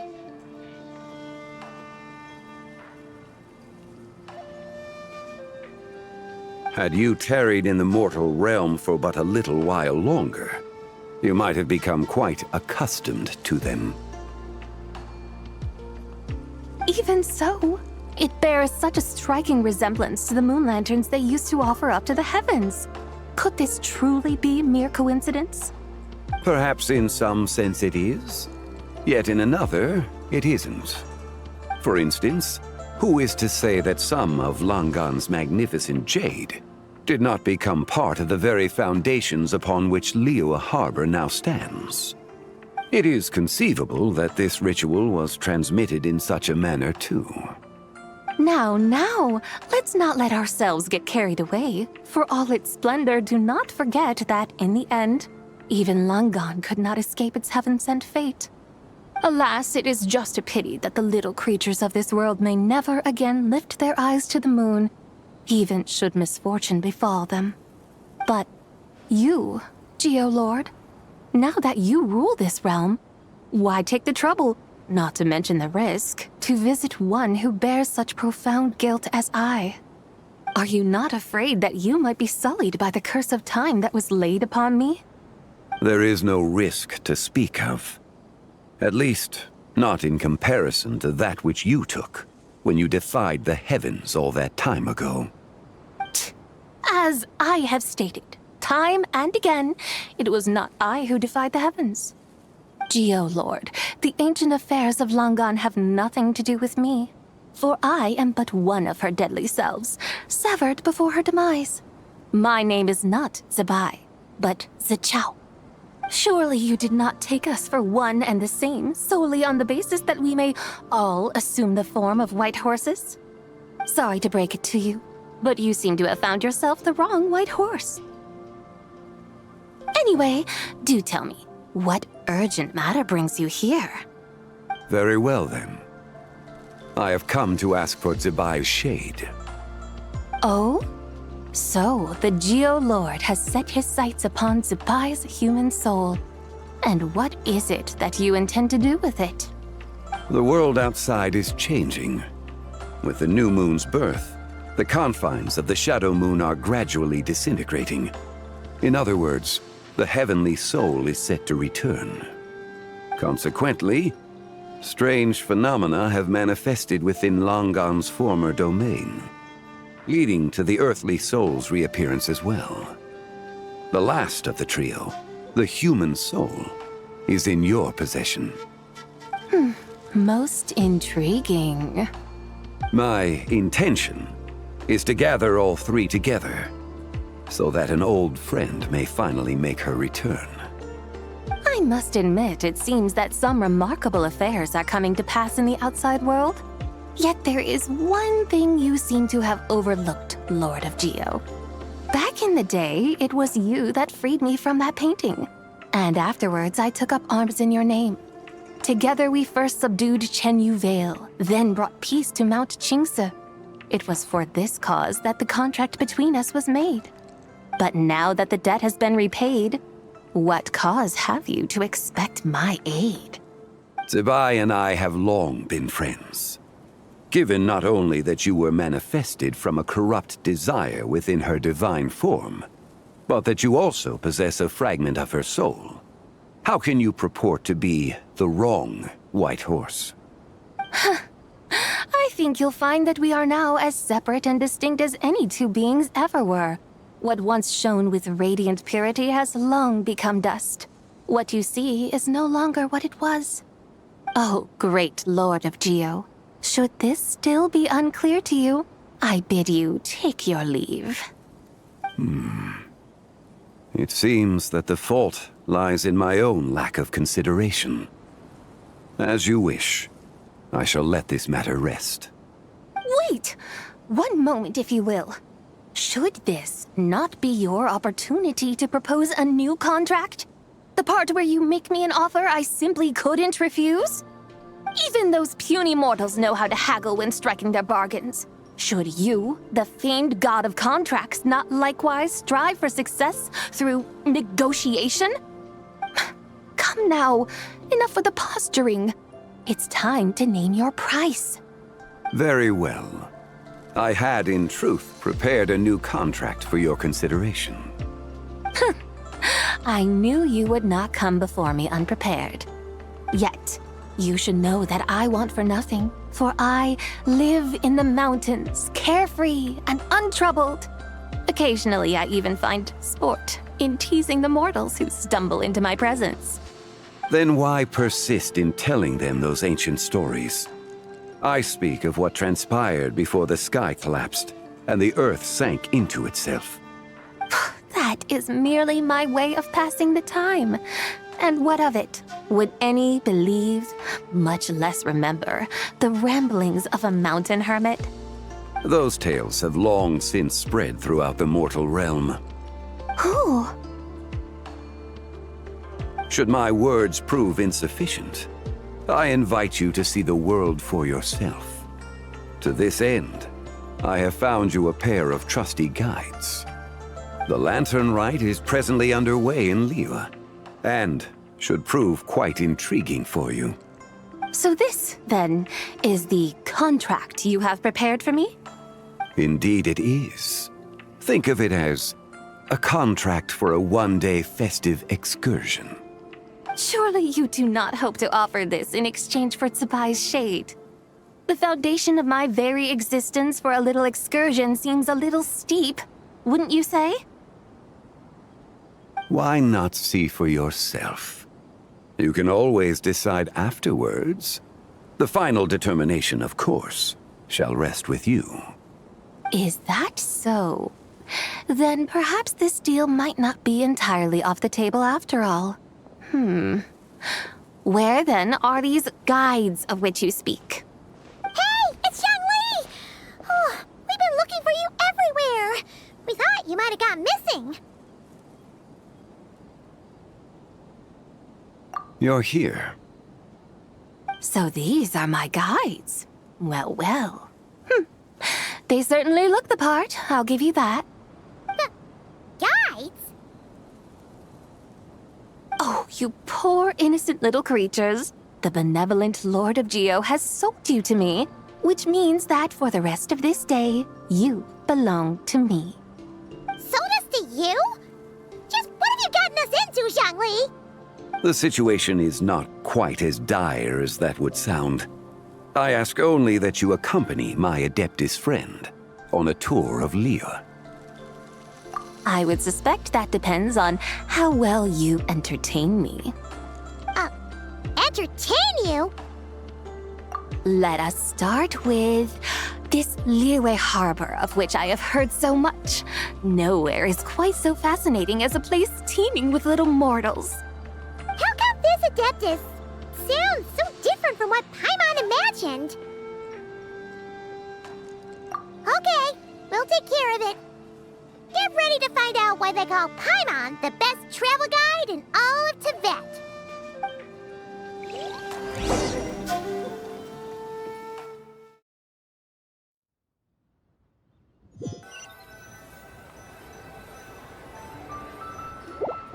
Look! We've arrived at Liyue Harbor. Not only is it Tibet's busiest port, it's also the beating heart of Liyue. So, dear Madam Adeptus, where would you like to go first? With humble fare and wine to sip, in comfort clothed and soul at ease, one eats, and all the heart's ills cease.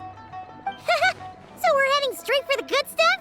Well, you're in luck, because Paimon's an expert when it comes to food. There are two main cooking styles in Liyue. Li cuisine, which is all about mountain delicacies, and Yue cuisine, which is centered on seafood. The most famous restaurants are Liuli Pavilion and Shinyue Kiosk. Oh, now Paimon's starting to drool. Guess our only option is to go try them both. 2 meals back to back. Both sound like excellent options to me. Are these the kind of establishments that most people might visit on a regular basis? Not exactly. Both Li cuisine and Yue cuisine are known for their pricey ingredients. Definitely not what you'd call the budget options. But don't you worry about that. Just think of it as Zhang Li's little treat. Come on! Aren't you supposed to be pals with Hu Tao? I'm unsure we can afford to spend a little more of her mora at least. Hey! All Paimon wants is to provide our Adeptus with the best possible experience here. Don't you want that too? Both certainly sound like worthy choices.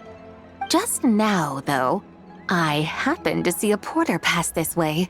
Where might individuals like him go to eat? A hungry porter, huh? Oh! Paimon knows just the place! Yep. Nothing fancy-schmancy there. Just tasty dishes made with simple ingredients in a variety of different styles. Most importantly, it's great value for money, too. No wonder everyone loves it, huh? Oh, and the owner happens to be a good friend of ours, too. One mean restaurant. Yes, even the name itself feels lively and down to earth. All right, let's make it our first stop. Yippee! That's a great choice, too. Alrighty, let's head over there right away. Paimon can't wait to dig in. Wamin Restaurant, here we come.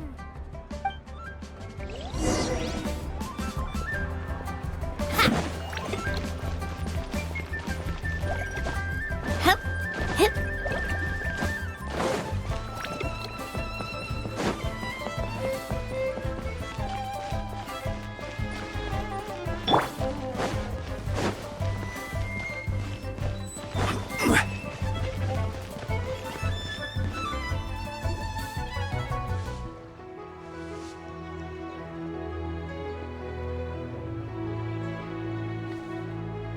Xiangling! Chef Mel!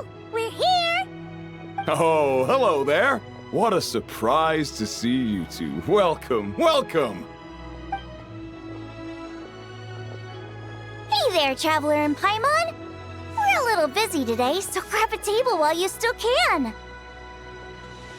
But I don't think I've met this lady before. Is she a new friend? You could say that. Oh, I see. Well, hey there. A friend of the Traveler's a friend of mine, too. Don't worry, we'll take good care of you. Just order whatever you want, it's on the house. By the way, I'm Xiangling. I cook here at Wanmin Restaurant. What's your name? Miss Xiangling, have you ever heard of the White Horse Adeptus? Of course. What about her? I am her, and she is me. Huh? You mean you're an Adeptus? Oh, you young'uns crack me up. Come on, Xiangling. You've got to keep up with the times. Haven't you heard of cosplay? It's like a role-playing game where you dress up as famous characters and pretend to be them. Seriously, it's all the rage, and it looks like this young lady is quite the expert. Your friends sure keep their fingers on the pulse, huh, Traveler? Wow, Dad. Didn't know you were so tuned in. But how come I haven't heard about it? You gotta listen to our customers. Didn't I tell you to spend less time chasing after wild vegetables and more time making friends? You're even more out of touch than I am. Hey, I like making friends too. Isn't that what I'm doing right now? Anyway, even if it is just a costume, is it alright if I still call you Whitehorse Adeptus? Of course it's all right, because that's exactly who I am. Okay. I can see you're really committed to the role. How about I call you the real Whitehorse Adeptus instead? In that case, you can call Paimon the real traveler. Yeah, right. You could have at least switched outfits. Puny mortals. Nevertheless, I suppose it might be amusing to indulge in your little charade for a while at least. All right, go grab yourselves a table. I'll come take your order in a bit.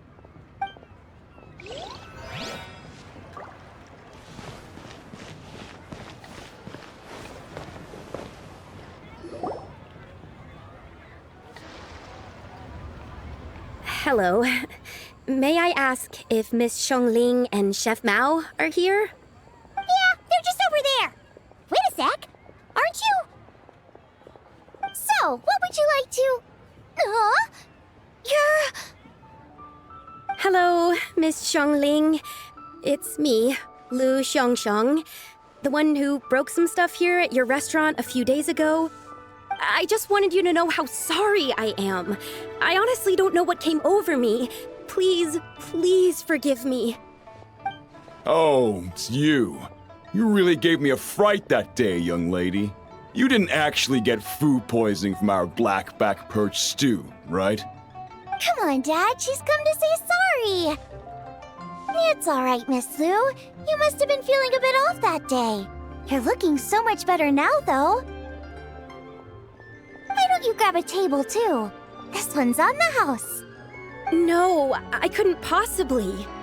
Hey, it's totally okay. We all feel under the weather sometimes, especially when we're away from home. Go on, find yourself a... yikes. Looks like all the tables are taken. Wanna come sit with us? We've got an extra seat over here. Thanks, guys. So what would you like to eat today? Feel free to order anything you like.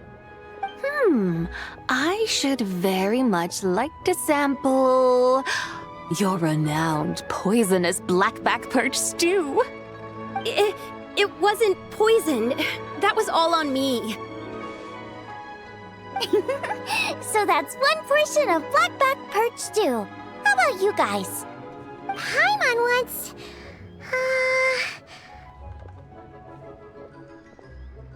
Sure thing! Looks like Paimon's having trouble making up her mind.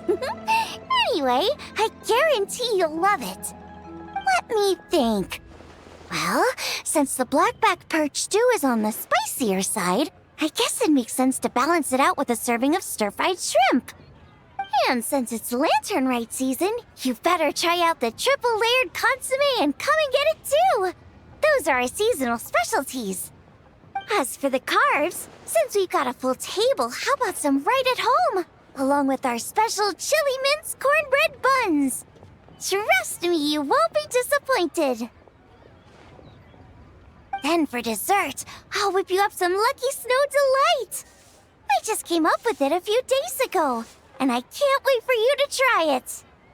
Wow! Sounds like quite the feast. Looks like Paimon's in luck today.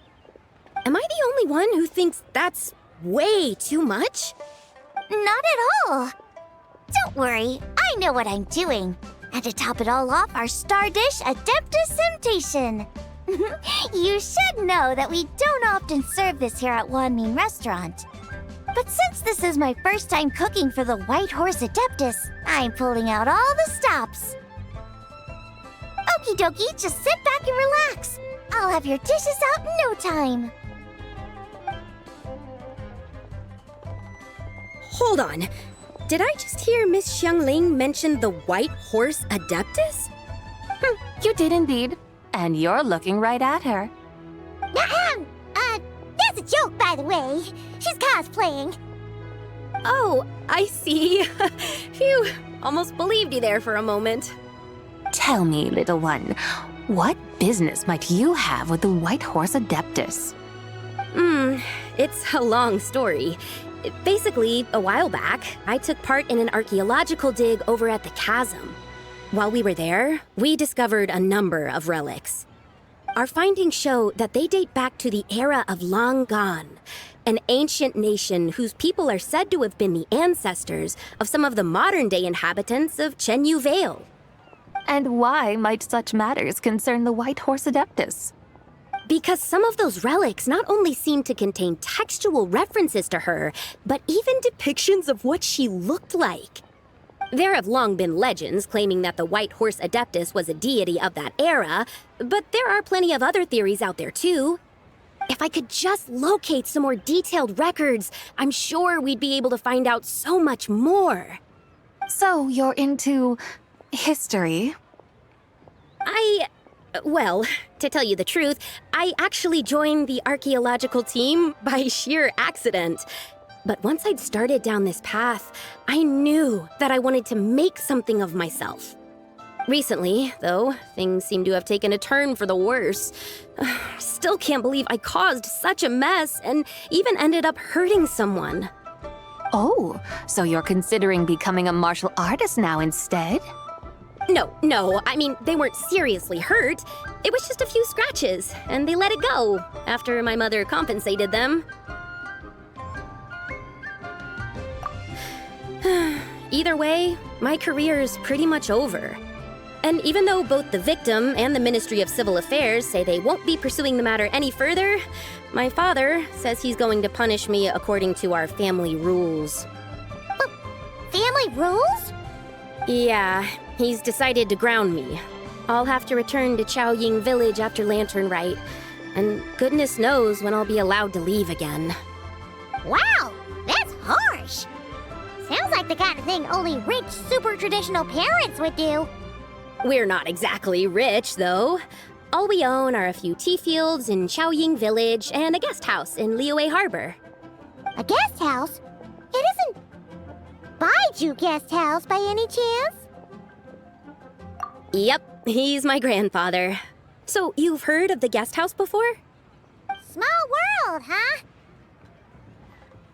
Come to think of it, didn't Boss Lu mention something about hoping that the White Horse Adeptus would show up and let her divine power be known?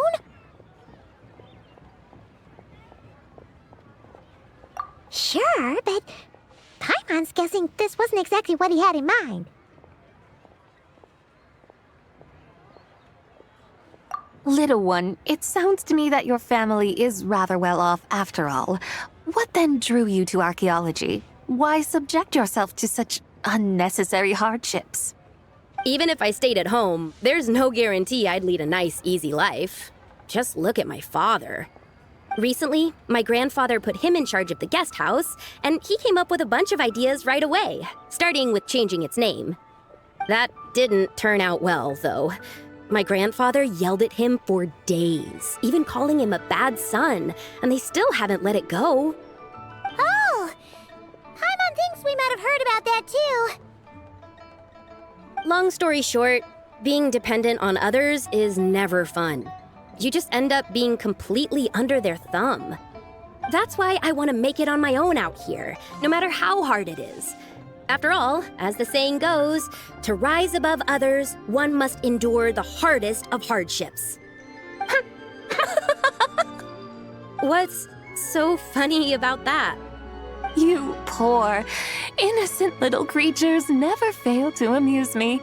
To think you would endure all manner of hardships in your brief time on this mortal plane, and all that merely to rise above others.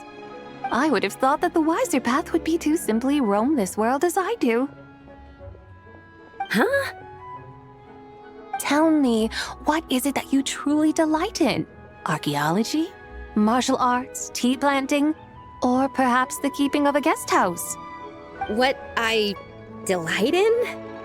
Yes! Surely there must be something you don't find quite so exhausting. Whatever delights you should not feel like a burden. But do things like that really exist? Of course! Take Miss Xiangling, for instance. I defy you to detect even a hint of hardship on her face when she wields her walking spatula. So, since it seems you are resolved to tread the rocky path, you should strive with all your might to pursue that which brings you delight. You mean, like cosplay? I suppose you might say that. Looks like the White Horse Adeptus is really getting into her role. I think I get what you mean then. Maybe I should have a chat with Miss Xiangling before I head home. Okay, everyone. Sorry to keep you waiting. Here's your food. Wow. It all smells so good. Oh, finally! I get to try that famous poisonous stew. Hey! Didn't you hear what Shang said? It wasn't the stew. If anyone's to blame, it's that other you. What's up? How fiercely this mortal fare burns upon the tongue!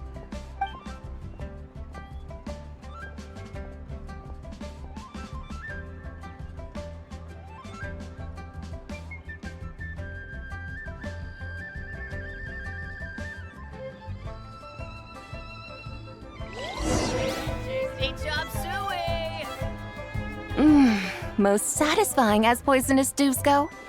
So, where to now? Time, I think, to seek out some diversion? Oh, there's plenty of entertainment options in Liyue. Paimon will tell you that. The locals like to drink tea, walk their pets, play chess, watch operas, attend storytelling performances. Storytelling performances? You know, like listening to people telling stories. They're usually based on old Liyue legends, just like their operas. Stuff like The Divine Damsel of Devastation, Through the Eyes of a Dragon, or The Sanctification of Tao Do. What about the story of the bright moon that sits in the sky above us? Paimon doesn't think she's heard that one. Still, the moon does come up quite a lot. It's even in the name itself. The Yue in Liyue actually means moon. Since we're on the subject, you like telling stories yourself, right? Why don't we go check it out? In that case, I'll have to trouble the two of you to lead the way. Awesome! Let's go! Third round knockout, here we come!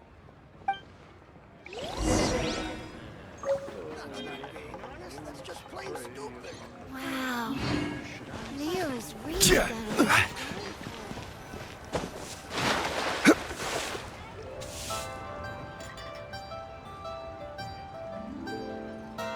What a tongue twister! I'd have made a complete fool of myself if I tried to say it on stage without practicing it first. Huh! Call yourself Iron Tongue, Tien. Wobbly Tongue, Tien, more like. I used to have that problem a lot. But if you just take your time to grasp the meaning and commit it to memory, you'll be able to say it smoothly in no time. You're right, Miss Yoon. I'll give it another try. Hey, Yunjin! Fancy seeing you here! What are you two talking about? Ah, Traveler and Paimon, we meet again. And who, may I ask, is this? You may call me the White Horse Adeptus. The White Horse Adeptus? She's not really an Adeptus. I see. Well, it certainly looks like a lot of fun. Oh, funny you mention it. This type of thing is actually something I'm quite familiar with. Once, to perform Through the Eyes of a Dragon, I decided to imagine that I was Rex Lapis himself.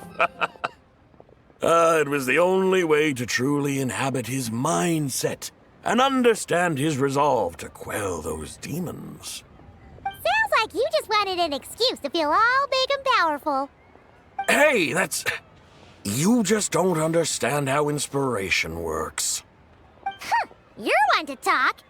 Paimon's traveled all over with the Traveler, and she's seen things that would make your jaw drop. All right, then. Since you claim to be so knowledgeable, why don't you prove it by reciting an ancient poem? An ancient poem? Which one? Ha! See? You mean to tell me you've never even heard of the ancient poem called An Ancient Poem? What kind of a title is that? Quit teasing, Paimon. We only just found out about that ourselves. He's talking about the writing on those ancient relics. When we first saw it, we couldn't figure out what it all meant. So in the meantime, we decided to just refer to it as an ancient poem. However, thanks to the painstaking work of the scholars who were tasked with decoding it, it seems like that's exactly what it was. Or rather, an ode offered in veneration of the moon and the White Horse Adeptus. Oh yeah! Didn't Kuching mention that before? It's got something to do with Longon, right? That is correct. The Ministry of Civil Affairs has issued a notice stating that, although it is true that the moon may disappear tonight, we should be in no danger. In other words, there's nothing to fear. But if you're worried, we can always take a leaf from the Book of the Ancients. By reciting this poem, I mean, and calling for the White Horse Adeptus' aid. If we do that, I'm certain she'll protect our moon and keep us safe.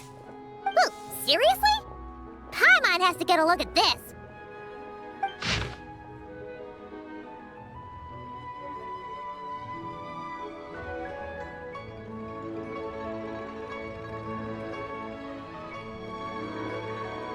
Under moon eternal, in radiant night, a maiden grants silk, soft and light?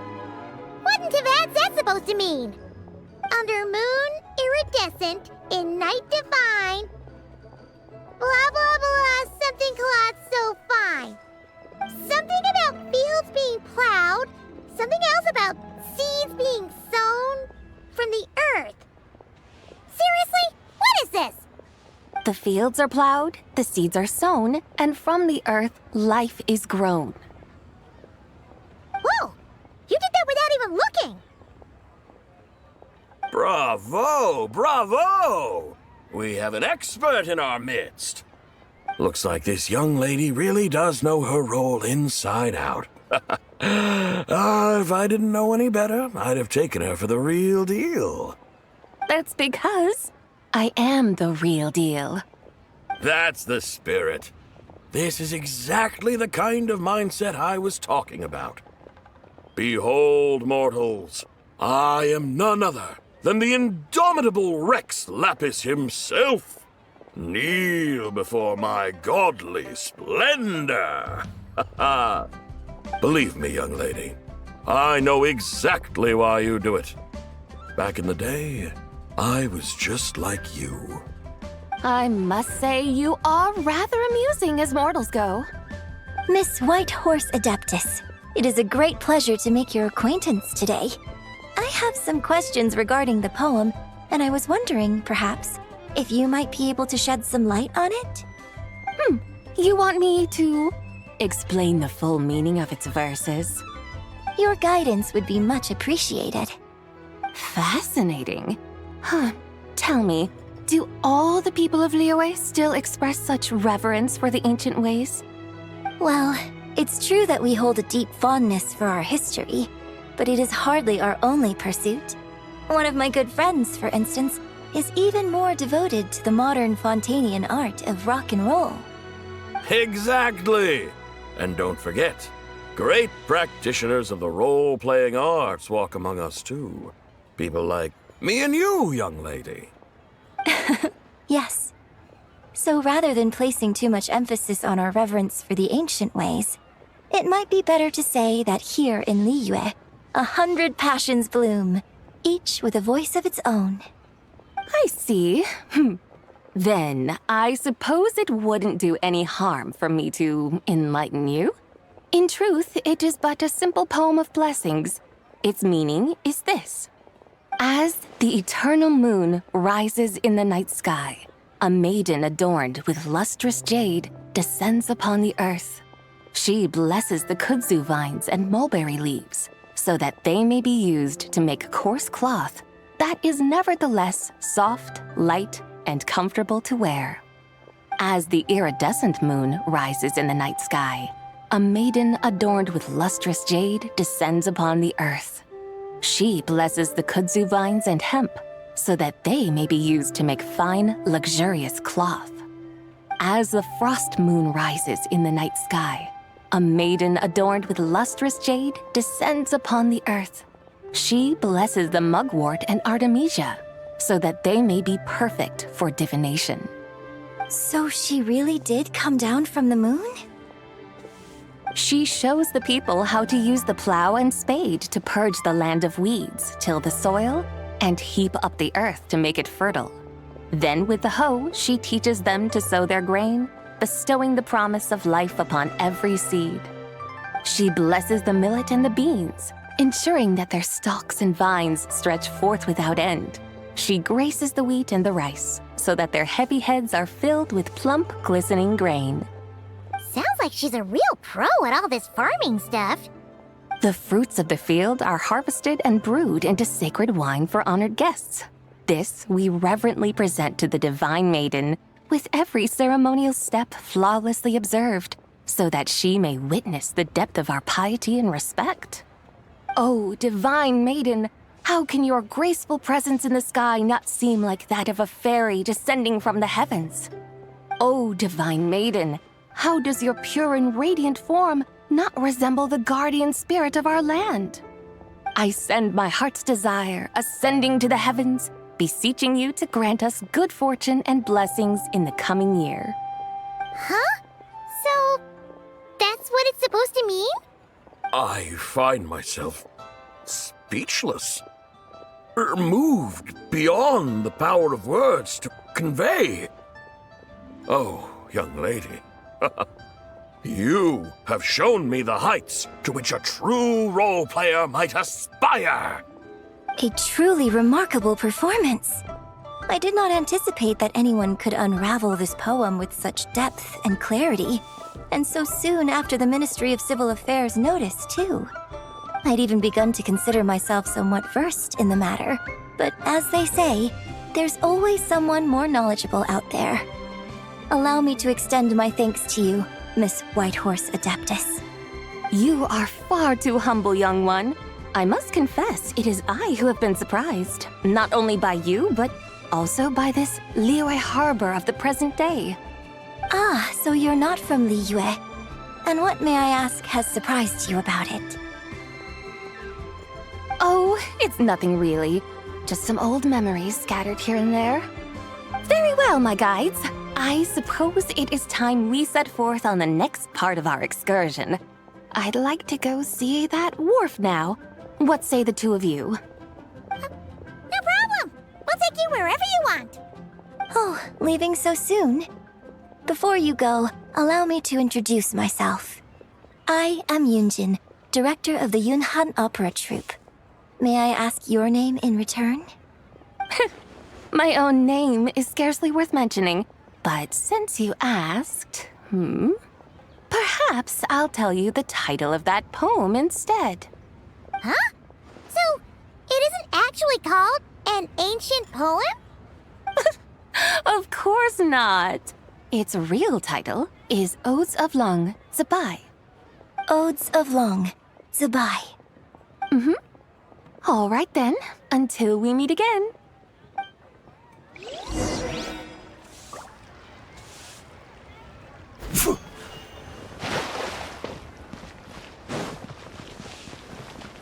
Try something new with the one we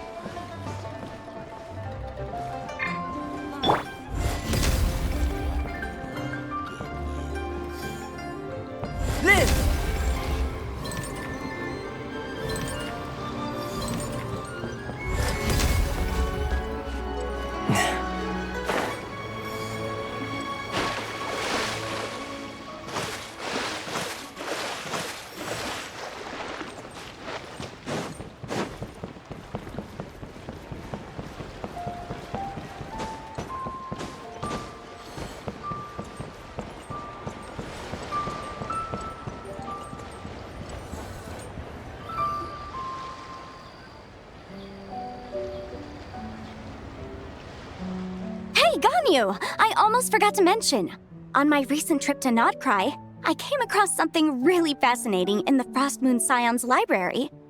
I found records in their collection of another divine envoy living on the moon. A divine envoy on the moon?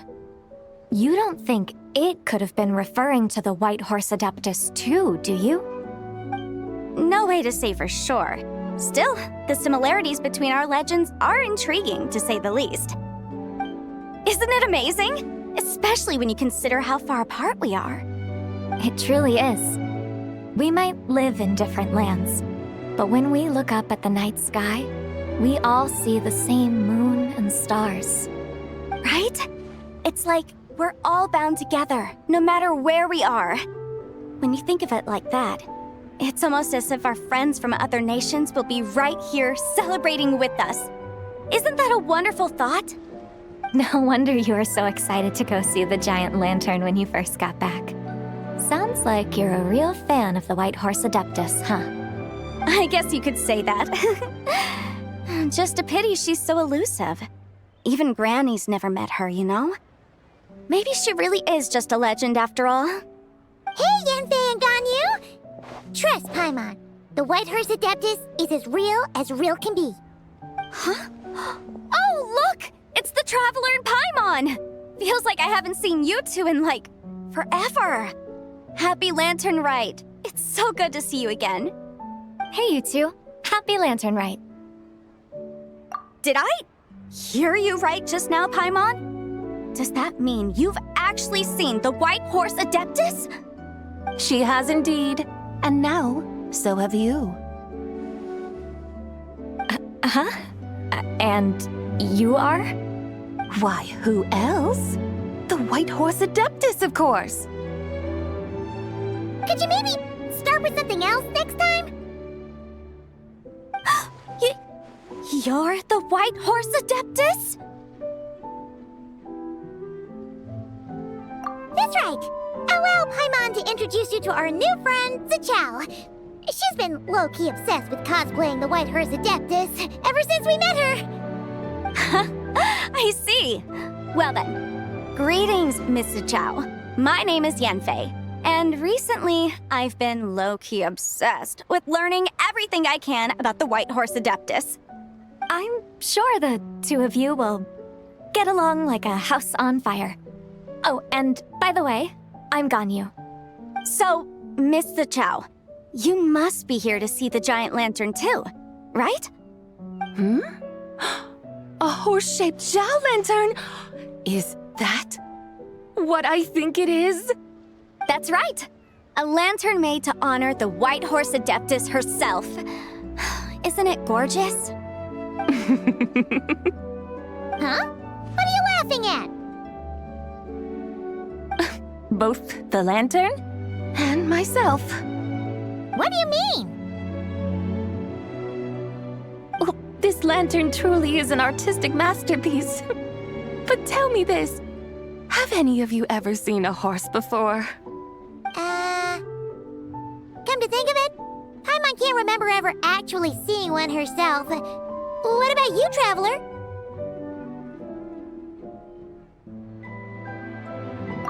This horse appears to be mid-trot, but it has adopted what is called a lateral gait, where the legs on one side of the body move together in unison. A rather rare sight indeed. Just now, I suddenly pictured myself, I mean, the White Horse Adeptus running the same way. The image was so absurd, I could barely contain my mirth. Oh, really? I never knew that. You learn something every day, huh? Oh, come on! It's basically a giant piece of fan art! Who cares if it's different than the original?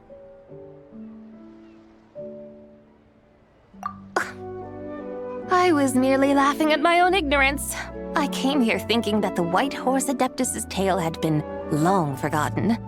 Yet here I am, gazing upon a lantern made in her honor. Well, you couldn't have been more mistaken. There are so many tales about the White Horse Adeptus, I'm starting to lose count. Just off the top of my head... Just so you know, Yanfei, we've heard it all, like, a million times before.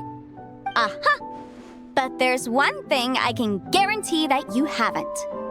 Huh? You mean like a new chapter of her stories come to light? Mm-hmm. And I heard it from Ganyu just yesterday. Hey, why don't you share it with the others? Sure, no problem. Where to begin? Do you guys still remember what Liyue's Moon Chase Festival is about? Of course! It's a festival held in honor of the Stove God. That's right. But it took a really long time for the Stove God Festival to become what it is today. In its earliest form, it was actually an adeptal ritual known as the Moon Chase Rite. Paimon remembers Madame Ping mentioning that before, but she never explained exactly what it was. According to Cloud Retainer, the Moon Chase Rite was originally a ritual meant for communicating with the moon. Communicating with the moon? But for what purpose? At first, Cloud Retainer wasn't entirely sure either, as it was always Rex Lapis who performed the ritual. Whoa! Rex Lapis did it himself? Must have been a really important ritual. That's right. Unfortunately, despite numerous attempts, they never actually received any response from the moon, which is why they eventually stopped performing it. But then, just yesterday, Keqing took a picture of the moon being obscured by a dark hole to Cloud Retainer and asked if it had anything to do with the Moon Chase Rite. The moment Cloud Retainer saw it, it suddenly dawned on her that the rite might have been an attempt to reach the White Horse Adeptus all along. Does that mean Zhongli's been trying to bring back the White Horse Adeptus all this time? So how about that? Bet you never thought there might even be a link between the White Horse Adeptus and the Moon Chase Festival. If Keqing hadn't taken that picture to Cloud Retainer, we would never have known any of this. This is probably what Keqing was referring to that day when she mentioned there were some ideas she wanted to follow up on. So, Geo Archon. All this time, you've been striving to awaken her. Huh? What do you mean, awaken? Nothing. What I truly meant to say was, this new insight you've provided has been truly eye-opening. Oh, by the way, my trusty guides, I've been meaning to ask, where in Liyue Harbor might one enjoy an expansive scenic view? Huh? We're off to the next stop already? But Paimon's barely done digesting that lore bomb just now. All the more reason to find the right spot to let it sink in. Oh, so that's what you're up to. A tour of Liyue Harbor? In that case, if you're looking for a spot with a panoramic view, I'd recommend Yujing Terrace. That's a great idea. Since the terrace is on higher ground, the sea view from up there's so much better. Great! Well, the lantern ride's about to start, so we should get back to Granny's now. Hope to see you all at the festival tonight. Oh, you're off too? All right then. See you both soon. See you soon.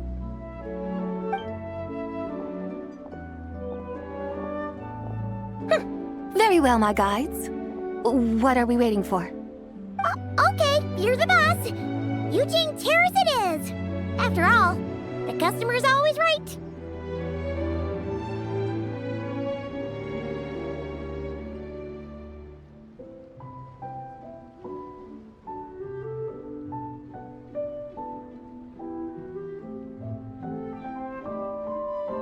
Something else you needed to do? Oh, Paimon likes that idea. And what, may I ask, is a photo?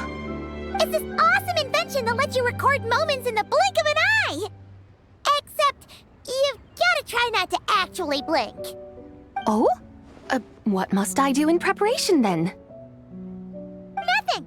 All you gotta do is choose a pose. The Traveler will handle everything else.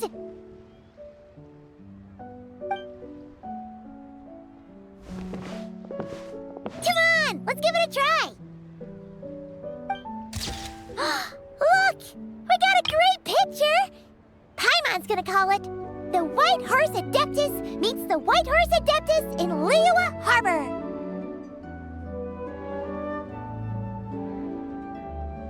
Huh. They've even discovered a way to preserve moments in time.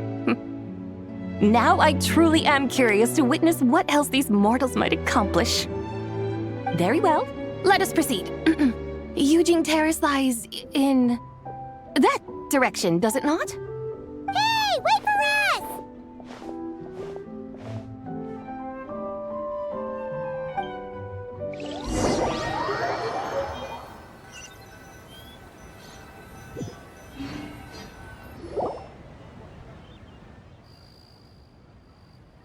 Truly a marvelous view if ever there was one.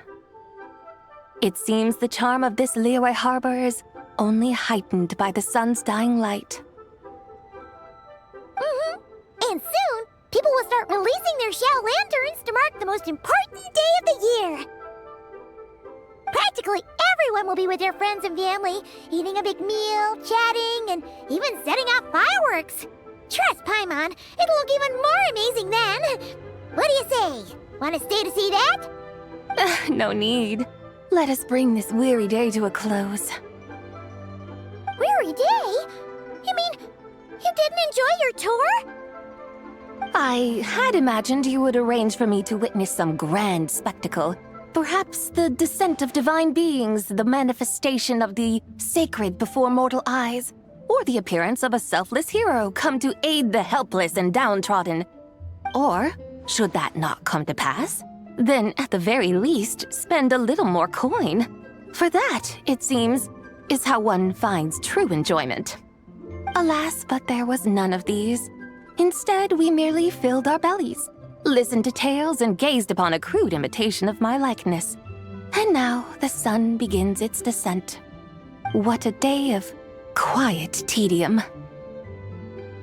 Well, we're so sorry. If we'd known that was what you wanted, we'd have done it all differently. It's all that Jiang Li's fault for not making the customer's requirements clear. Well, it's too late now. Do you still believe I would part with that soul fragment, now so intertwined with my very being? But... I knew you were the more astute of the pair. Huh? You were just trying to scare Paimon? It seems the realm of the Geo-Archon has a way of making one more stony-faced. So, you were just pulling Paimon's leg? Of course. I was merely engaging in a little banter with the two of you. Long ago, I shared tales with various mortals who chanced upon my mountain abode. Never did I imagine that those stories would endure. It seems I greatly underestimated them. Perhaps, as your Geolord said, a few pieces of ancient Langan's magnificent jade have truly become part of the very foundation of this land. So, you've decided to help us? Again, that goes without saying. I made up my mind some time ago now. When I beheld a rather intriguing scene as I set foot in this city, I saw porters passing through the alleys, setting down heavy wooden crates from their weary shoulders, peddlers pushing carts as the kites and lanterns upon them rustled gently in the breeze. I saw cooks cooking, actors acting, scholars reading, soldiers marching, children playing, elders resting, officials officiating, and the common folk absorbed in this or that, reveling in the simple joys of life. Some, it seems, have already found that which stirs their hearts, while others continue to fret, troubled by uncertain futures. Yet, in this gentle and serene order, each holds fast to their anticipation, not only for the celebrations to come, but also for the first light of the morrow. Scenes I once yearned to behold now unfold before me, no longer in Langan, but in Liyue Harbor, thousands of years on. How wondrous is this mortal realm!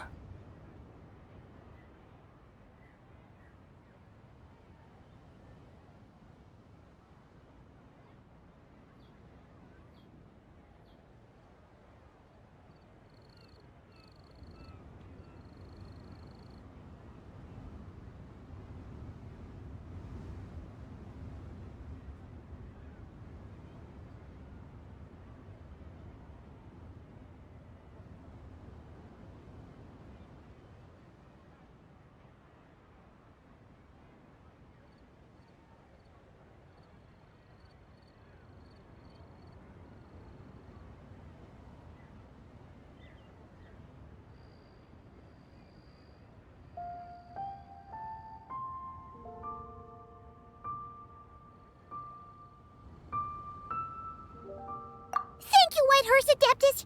Thank you so much! Adeptus, Adepti. Perhaps the singular art in which we are truly proficient is that of sequestering ourselves within the high mountains. But once we leave our mountain refuge, we find ourselves drawn back to mortal ways all the same. So, it is I who should offer my thanks to the two of you. Traveler, Paimon, you have made this day more delightful than any I've known in a long, long time. Come now, and take what it is you need. You mean, like, right now? But don't you think we should wait for Zhangli? That won't be necessary. All things shall meet again in their time, for the waters know no rest, and the flowers their appointed season. One need not fear that life is but a journey of goodbyes.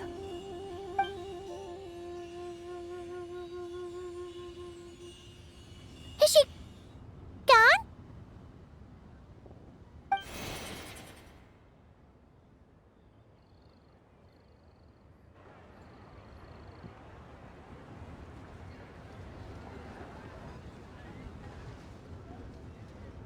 Yes, she's gone.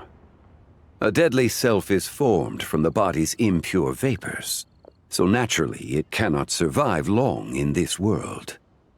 Had it not been sustained by the remnant of Zibai's soul, it would have faded away a long time past. Now that the remnant is gone, it has severed its ties to the mortal world. Zhangli! When did you get here? A while ago. I would have thought you'd at least want to say goodbye. Though mountains endure, the ceaseless waters will, at last, wear away their sharp edges. Thus must I meet the marks wrought upon her by the ruler of time with great caution. It may be goodbye for now, but someday we will meet again. Really? And when might that be? Who can say for sure? Years and years from now, perhaps. Or maybe tonight, at the Lantern Rite. Are you saying that if the White Horse Adeptus were to be resurrected, she'd still have the memories of the three deadly selves? That she'd still remember us? We will find out soon enough.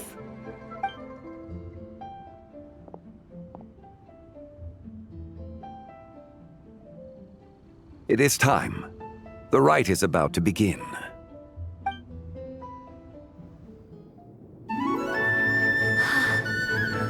The rite is about to begin. Is the moon really gonna disappear? Got your lanterns ready, everyone? All set. Might be about time to put eyes to the sky. Wouldn't you say, Tianchuan? Look!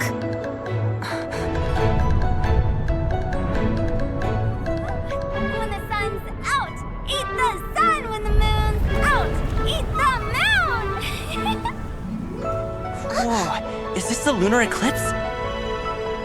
Under moon eternal, in radiant night, a maiden grants silk, soft and light.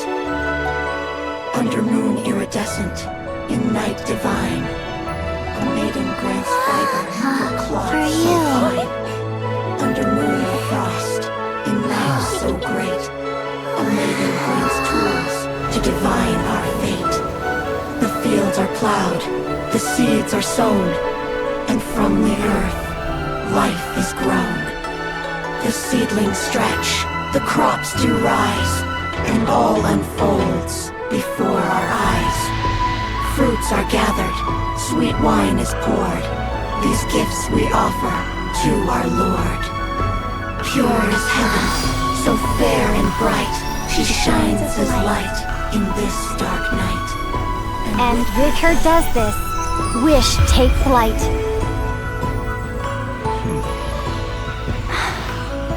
Devoted soul, scattered and unbound.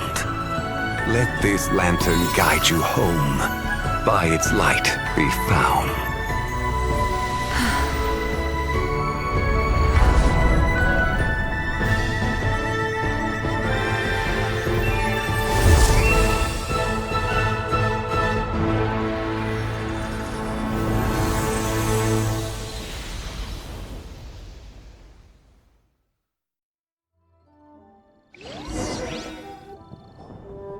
we do it? Do we finally get to meet the real White Horse Adeptus?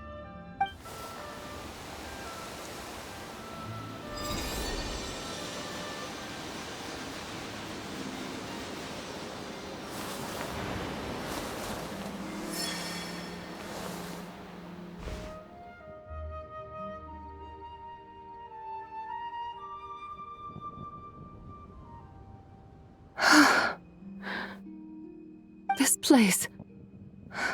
Where am I? A familiar land, now known by the name of Liyue. Liyue? The peaks adorn the clouded moon. Then, who might you be? Oh no! She seems to have lost all her memories after all. And those countless lights in the sky. What are they? These lights, each like a dwelling in glad accord, usher in this day of joyous rebirth. And whose rebirth might that be? That of my old friend, Zibai. Zibai? Yeah, that's you! Don't you remember anything at all? That's... me? Oh, yes. The envoy of the Lunar Palace. My name is Zibai, indeed. Then you must be... the Lord of Geo, Heaven's Star. Many years have passed since we last saw one another. Zibai, my friend, welcome home. Home? But why does this place, this Liyue, feel at once so strange and yet so familiar? Who you are? Who are you? Ah, yes, I remember now. You are that treasure-hunting damsel, the one stricken by the poisonous fish stew. How goes your quest for treasure? You must have achieved both fame and fortune by now, I trust. Hey, you've got it all wrong! You're talking about Lu Xiangxiang. And how many times do we have to tell you? She wasn't poisoned! Sheesh! But I could have sworn... Oh, that's right. You're that impudent blonde youngster who kept meddling in my affairs. And to think you even had the audacity to presume yourselves worthy of being... What was it again? Ah, yes, of being my guides. How very wonderful to see you again, my most faithful and beloved guides. I trust all has been well in my absence? Well, she finally got it right. But that sudden mood swing felt even weirder. It's like her head's packed full of slimes. It is possible that her cells have not yet settled.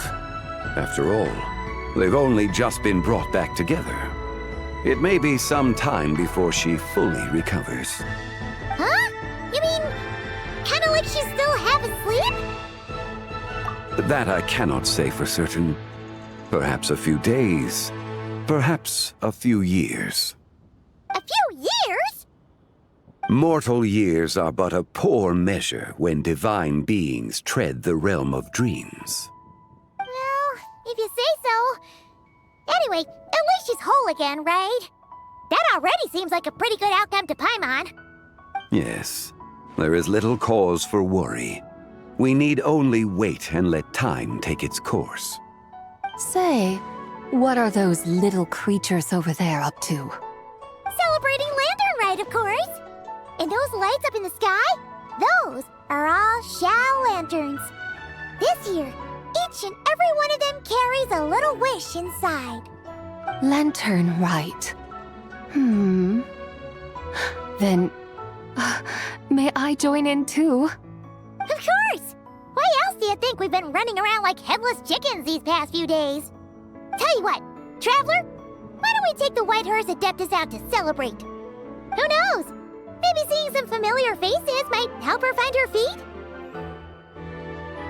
Hey, Xiang some time on your hands now, right? Why don't you come along with us? By no means a bad idea, Paimon. Oh, and zibai, before Paimon forgets, when we meet the others later, remember to wish them a happy lantern rite. Happy, lantern rite? Happy Lantern Rite! Yes, happy lantern rite indeed. Well then, let's go!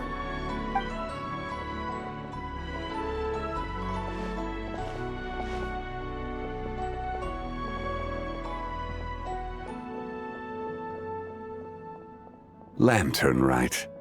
A night of joy, reunion, and moonlit blessings for all.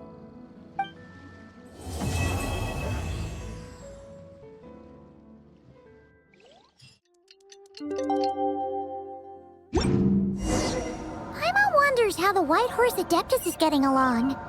Maybe we should check in on her? We can ask Zhangli where she is.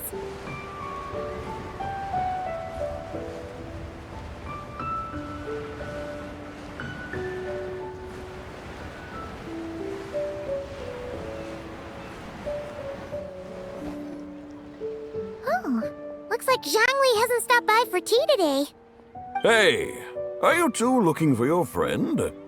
Try going up that way. Is Zhangli up that way? No, but that young lady who was dressed up as the White Horse Adeptus the other day is. She's your friend, right? I just saw her head toward Wanmin Restaurant. I was wondering why she was eating alone. But then you two showed up hot on her heels. Oh, what luck! We were just on our way to find her.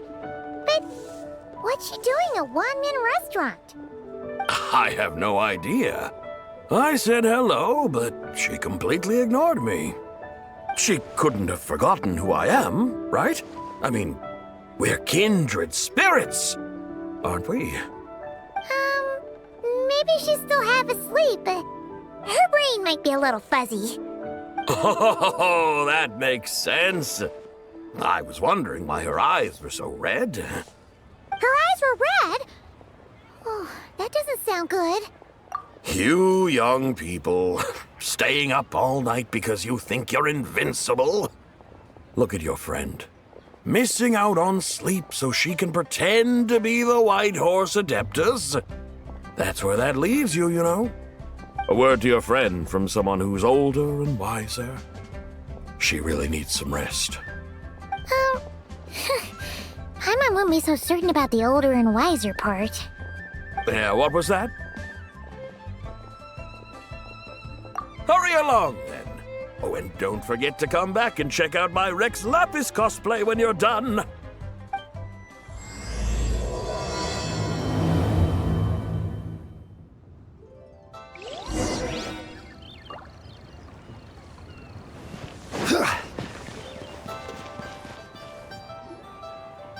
Where's the proprietor? Come out and see me at once!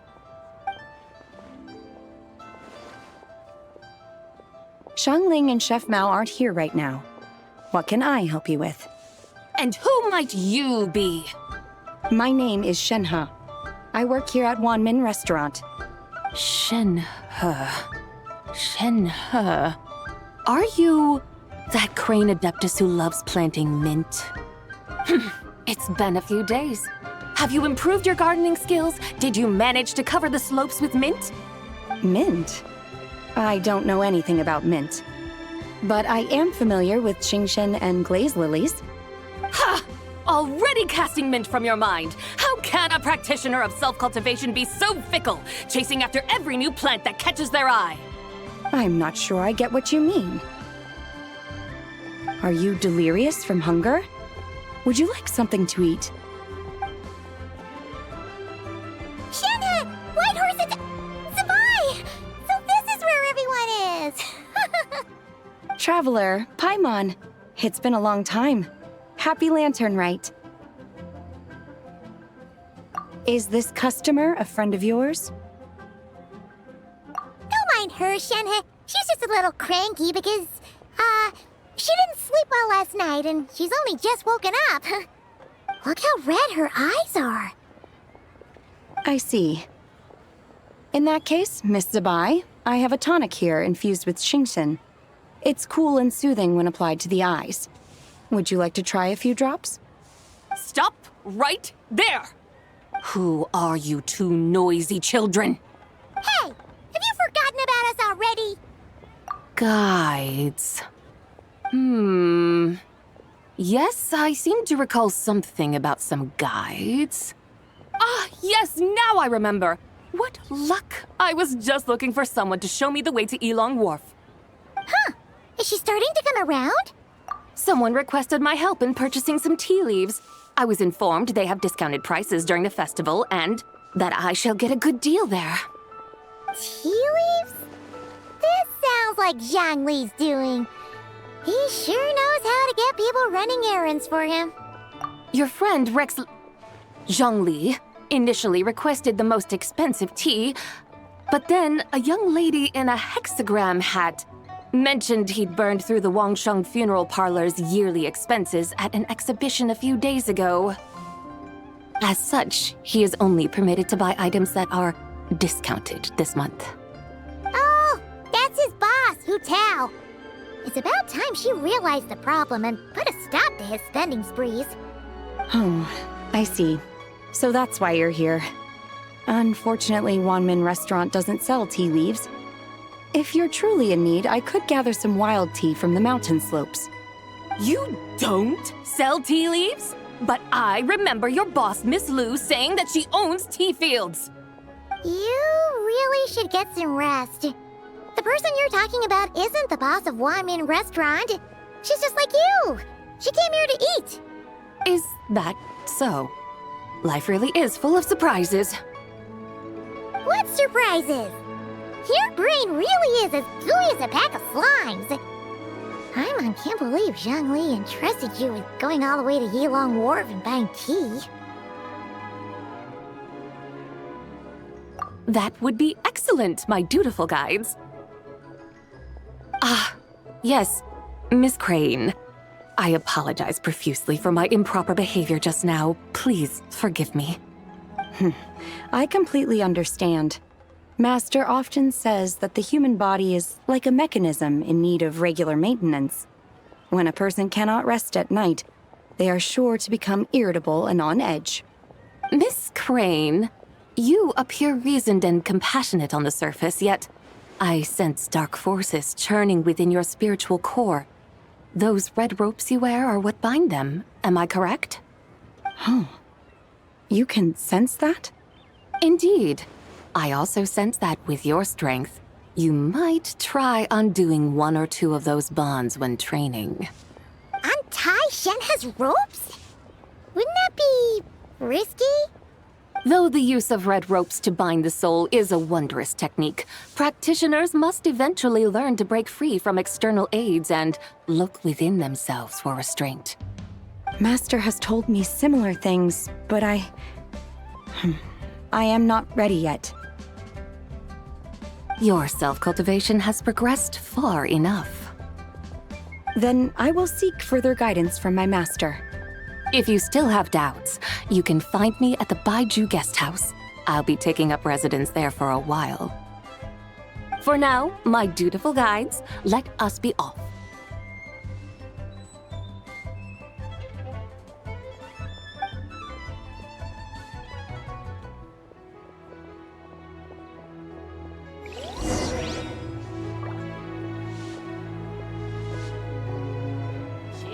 Should I save this money or invest it? Wow. Claire's really got a lot going.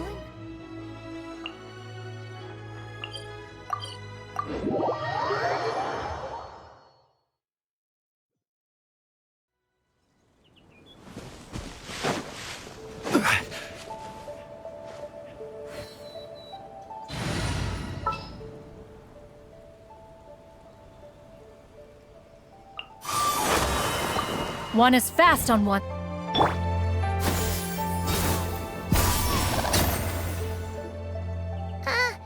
we going to Yilong Wharf? How do we end up on this mountain? Is that small town over there not Elong Wharf? I sense a familiar scent wafting through the air. You're right!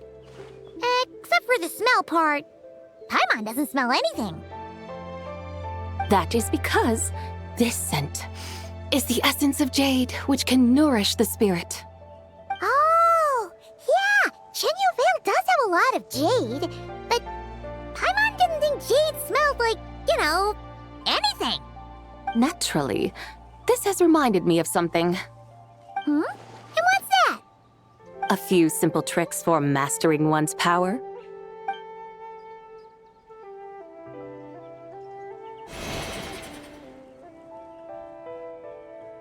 What is that thing? I'm sure you've been to Elong Wharf many times before, but I wonder if you've done so while cruising through the air. You've been such dutiful, dedicated guides, so allow me to offer this fresh experience as recompense. Please step in.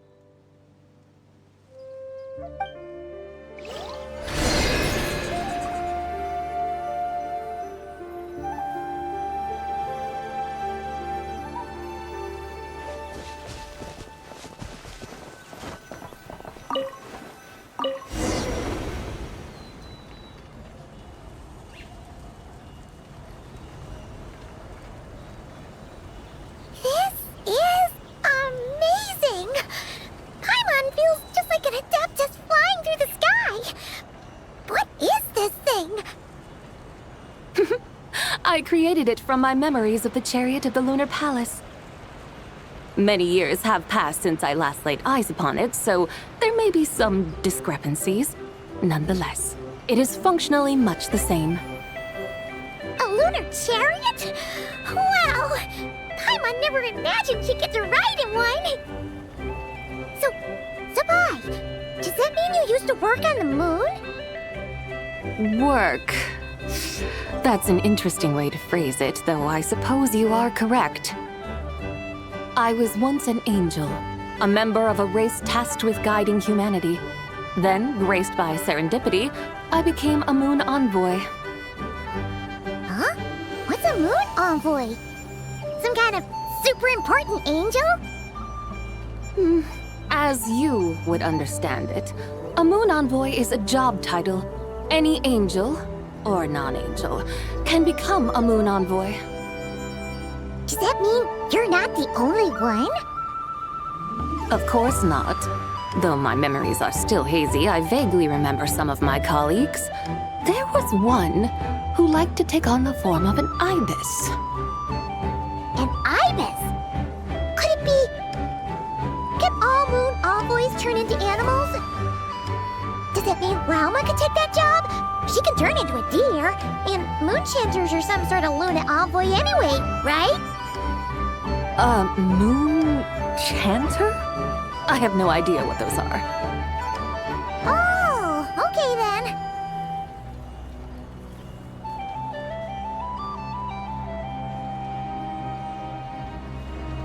Look! Paimon thinks she saw a tea vendor over there! Very well. Let's take a look.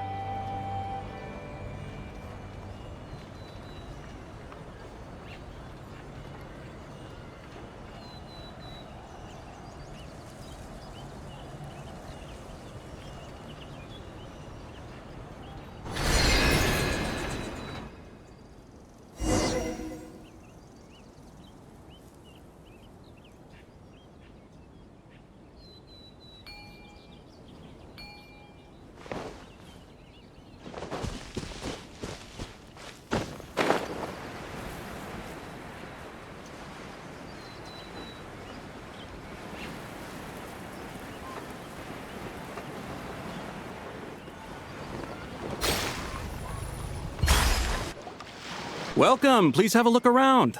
We only sell teas of the finest quality sourced directly from Chaoying Village. Right now we're offering a special discount for Lantern Rite. Look over there! Discounted tea!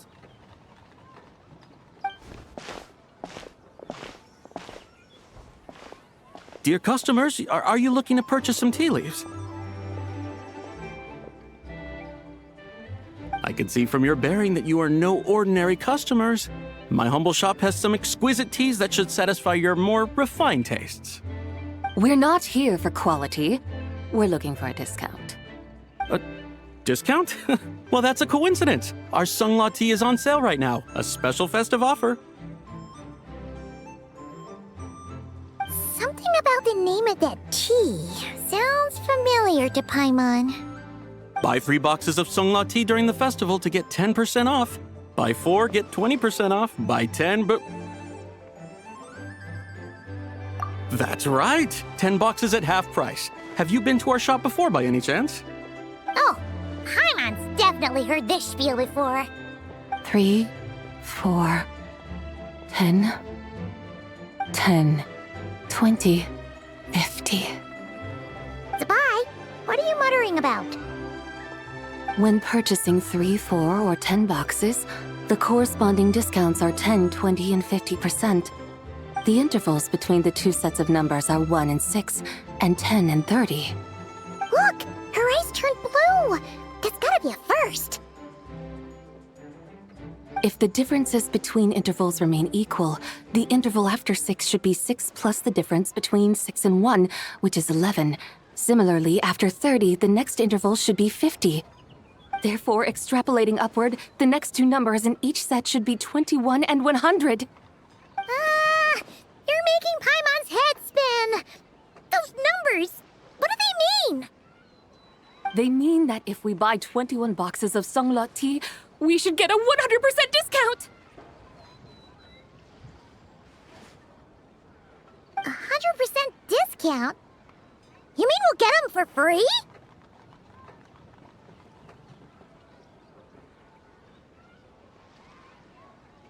Oh, there was a pattern to the discounts. Is that right? The pattern we speak of is mathematics, little one. A pattern that is always right. That's amazing! You're a shopping genius, Zibai. Oh, wait. Something feels off here. I had no idea our shop's discounts were tied to the laws of nature. I've learned so much from you, dear customer. No need to thank me. Now, please give us our 21 boxes of free tea. Wait! What's the matter? Paimon just realized what it is that's not right. It took you long enough. We got the short end of the stick. Think about it. If we don't have to pay when buying 21 boxes, then if we buy even more, the vendor should be paying us money instead, right? Huh? Hey, Zibai, work this one out. If we buy 100 boxes, we'd make loads of money, wouldn't we? It stands to reason. Wait a moment, dear customers. Don't you think you're haggling a little too hard? You are the one dictating the discounts. We're simply extrapolating the numerical patterns within. As such, we are hardly haggling. You have a point. However, that's right. I'm so sorry. I just remembered. My supplier didn't come today, so we don't have any tea after all. Such a shame. Terribly sorry about this. Awful luck. Where can we find your supplier? Well... Not to fret. We'll save you the effort and go straight to the source ourselves. Well, you see, dear client, the supplier's discount isn't as generous as ours. You won't be able to get the same price from them. Huh? Does that mean they won't pay us for taking their tea? They might not even offer you a 100% discount. How very unfortunate. Nevertheless, as the original supplier, they must offer some sort of discount. Besides, we're not looking to make money. We just want a good deal. Well, that's great. My suppliers are all tea farmers from Chaoying Village. You can go ask around the village, but please don't say I sent you. Do not worry, we appreciate your generosity. Referring customers to your business partners, even choosing to remain anonymous, the demeanor of a true gentleman indeed. Your business will surely prosper. I hope you're right. Then let us head to Chaoying Village. Do you know the way, my guides?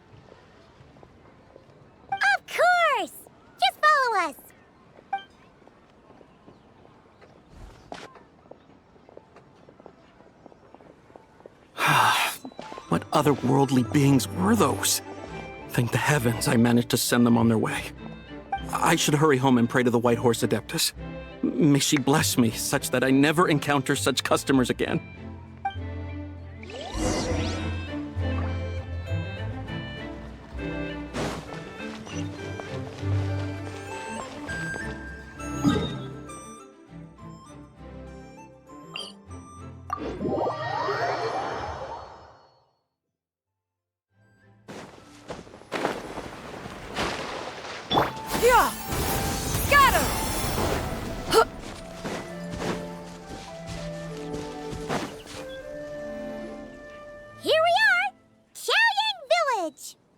The mountains and waters are pristine. They embody the beauty of heaven and earth. It's a good-looking place, all right. But it's hard to enjoy the scenery when Paimon can't stop thinking about all that tea-buying Mora we're missing out on. Should fate dictate, Mora will find its way to you sooner or later. Well, Morak certainly finds us often enough. He even sought us out in person this lantern rite. For now, let's look around and see if any tea farmers are selling their crop. We'll be able to see more clearly from up high. Let's take to the sky and enjoy the beautiful scenery while we're at it.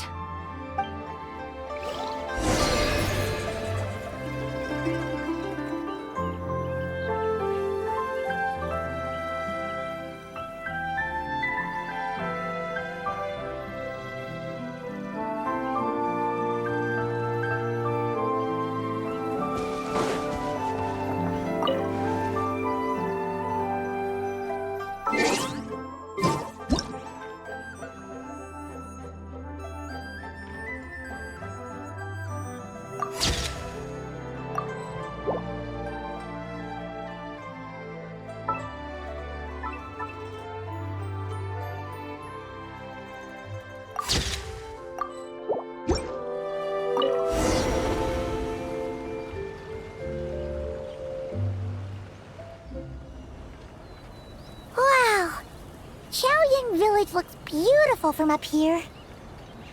Indeed. The houses here are quite different from those in Liyue Harbor. They follow the natural contours of the mountains, forming unique, elegant structures. Yeah, it's super beautiful. The white walls and dark tiles frame the emerald waves of the terraced fields, while the curved eaves and tall gateways juxtapose each other with grace. It's almost too beautiful to be true. The crowing of roosters and barking of dogs, the calls of farmers working the fields, a vibrant pastoral chorus overflowing with earthly vitality. Yeah, it's incredibly beautiful, huh? Have you studied the linguistic arts by some chance? Huh? Your vocabulary for beauty seems rather constrained. Paimon knows how to say pretty as well. I see. Now then, let's take a look around and see if we can find any farmers selling tea.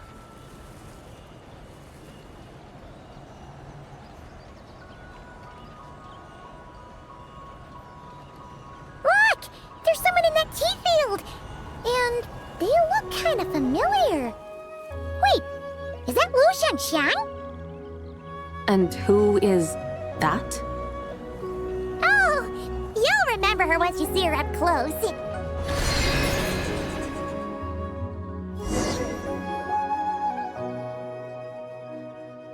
Hey there, Lu Xiangxiang! It really is you! Huh? Paimon, Traveler, and the White Horse Adeptus. Fancy seeing you here. The White Horse Adeptus has a name now. You can call her Zibai. And you are... Wait. I remember now, you're... Don't say anything about food poisoning or fish. You're the young lady who wanted to rise above the rest, are you not?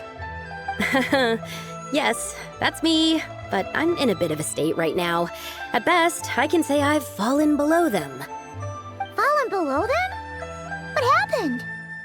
Like I said the last time we met, I'm being punished according to family rules. My father, mother, grandfather, grandmother, other grandfather, other grandmother. Oh, that's a lot of family members. Yeah, and on the night of Lantern Rite, they held a family meeting to discuss my situation. So, they do care about you. There's no doubt they care. But they think that since I caused all that trouble in Liyue Harbor, it shows I can't be trusted on my own. They decided to ground me. Ground you? Yeah, though they're not confining me to my room. Instead, I have to personally nurture a tea seedling until it grows big enough to be sold at market. Aw, a tiny little tea baby. Do they want you to experience what it's like to be a parent? It's supposed to cultivate my character and temperament. They say this will help me calm down and reflect on my issues. What happened in Liyue Harbor really wasn't your fault. Oh well, at least this punishment doesn't sound too harsh. So, how long will it take for the little tea baby to grow? Actually, I don't know. I've never grown a tea tree before. It usually takes 2 or 3 years. 2 or 3 years? Yes, the tea in this garden requires 2 or 3 years to mature. That long? Zibai, you're not making this up, are you? How do you know so much about growing tea?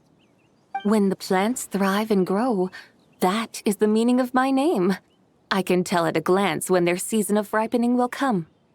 Do I really have to waste 2 or 3 years here? Why is this happening to me? I'd only just found my direction in life. Yes, during the night of Lantern Rite, I heard many people reciting poems from Long Gone in praise of the moon. In that moment, I suddenly felt a great sense of pride. I mean, I helped excavate cultural artifacts from Long Gone, so I contributed to the revival of these poems too, right? So I decided to stay with the archaeological team. I want to unearth even more history. I see. And are you sure that's what you want to do? If you don't achieve anything significant in the years to come, will you still enjoy it? Yes, because archaeology gives me that boom shakalaka feeling. Wait, did Xiangling teach you that? That's right. I was asking her for advice. She said that if something gives you that boom shakalaka feeling, then it has to be worth pursuing. I immediately thought about how, when I'm excavating in the ruins, I always feel like there's a ghost standing beside me, and not in a spooky way. It feels like my great-great-great-great-great-grandmother patting me on the shoulder and saying, "Keep going. You're about to rediscover some grand ancestral knowledge." Right? It feels like I've made some kind of connection with my ancestors. Isn't that amazing? Since you've made up your mind, you should give it your all. And I'd love to, but I'm still grounded. Run away, summon up a little boom shakalaka, and leave the tea garden behind. Flee this village. That might be going a bit far. You don't want to lead others astray, Zibai. Yeah! Tell them about your great-great-great-great-great-grandmother. She must be the most super-duper ancestor to have ever risen above the rest, right? I'd be better off telling them about the White Horse Adeptus. After all, she's the supreme riser above the rest who saved my great-great-great-great-great-grandmother. Then it's settled. Tell your family that your decision has my blessing. Thank you, Zibai, but I don't think cosplay is going to work on them. They won't listen. They don't need to listen. You need only follow the rules they've set out for you. What do you mean? As I'm sure you know, some ancient texts refer to the White Horse Adeptus as the Daughter of Time. My family history contains such records, but what of it? If the White Horse Adeptus were to manipulate time to make your tea seedling grow overnight, then you'd be free, correct? Is that how it works? If the White Horse Adeptus were to really get involved, my grandfather would let me leave right away. But who really believes that she'd show up and help? It's not as if you have any other options. Why not try calling out for help? It won't cost you any more. Guess I might as well. I've got no better ideas anyway. White Horse Adeptus, if you can hear me, please save me from my predicament.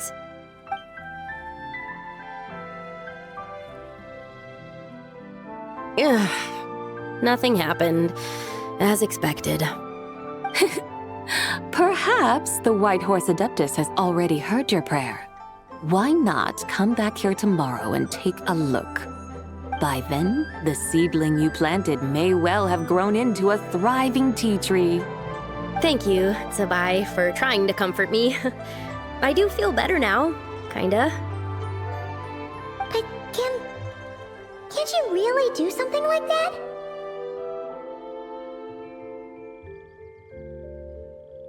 Oh, it's getting late. Why don't you all stay at my house tonight? My family may be strict with me, but they're always welcoming to guests. That sounds great! Let's get some sleep and then come back here tomorrow to see if our tea baby has grown.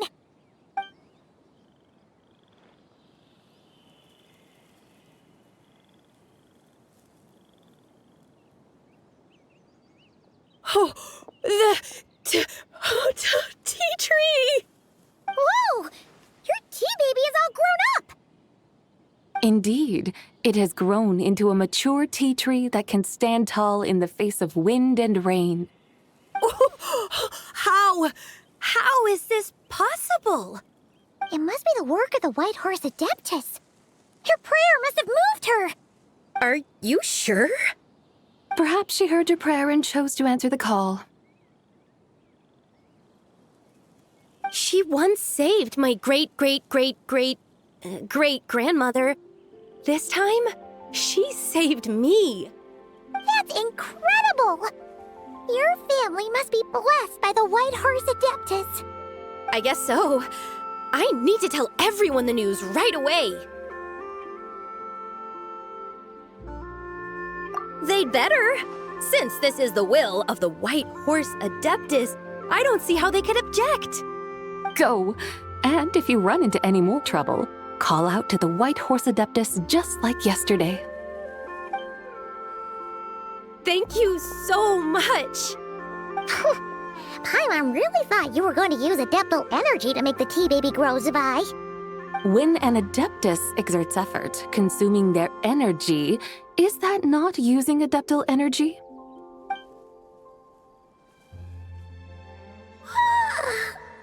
All right. What are we doing out here in the middle of the night? We're here to help Lu Xiangxiang fulfill her wish, of course. Can you really make the tea baby grow? It won't be easy, but there are ways.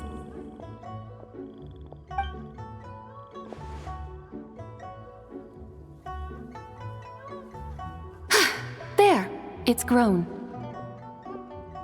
Hey! You just transplanted a tea tree from over there! So, there's a mature tea tree here now, yes?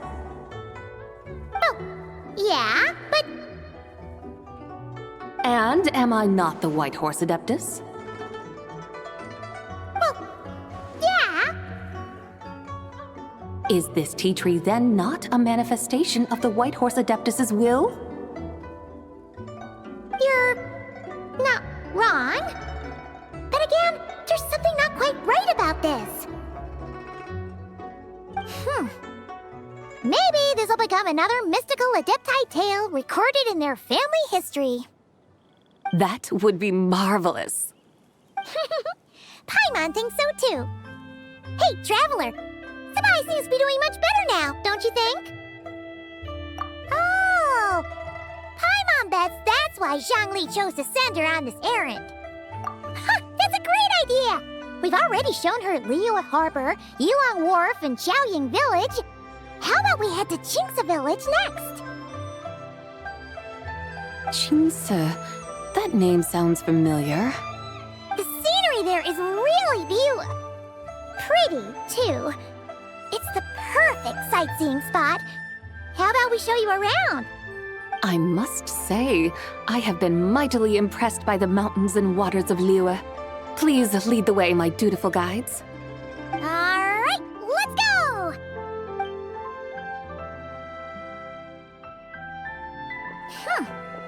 Paimon can't help feeling like we've forgotten something. Pay it no mind. I've already forgotten more than you will ever know. All right. If we forgot something, it can't have been that important to begin with. Qingce Village, here we come!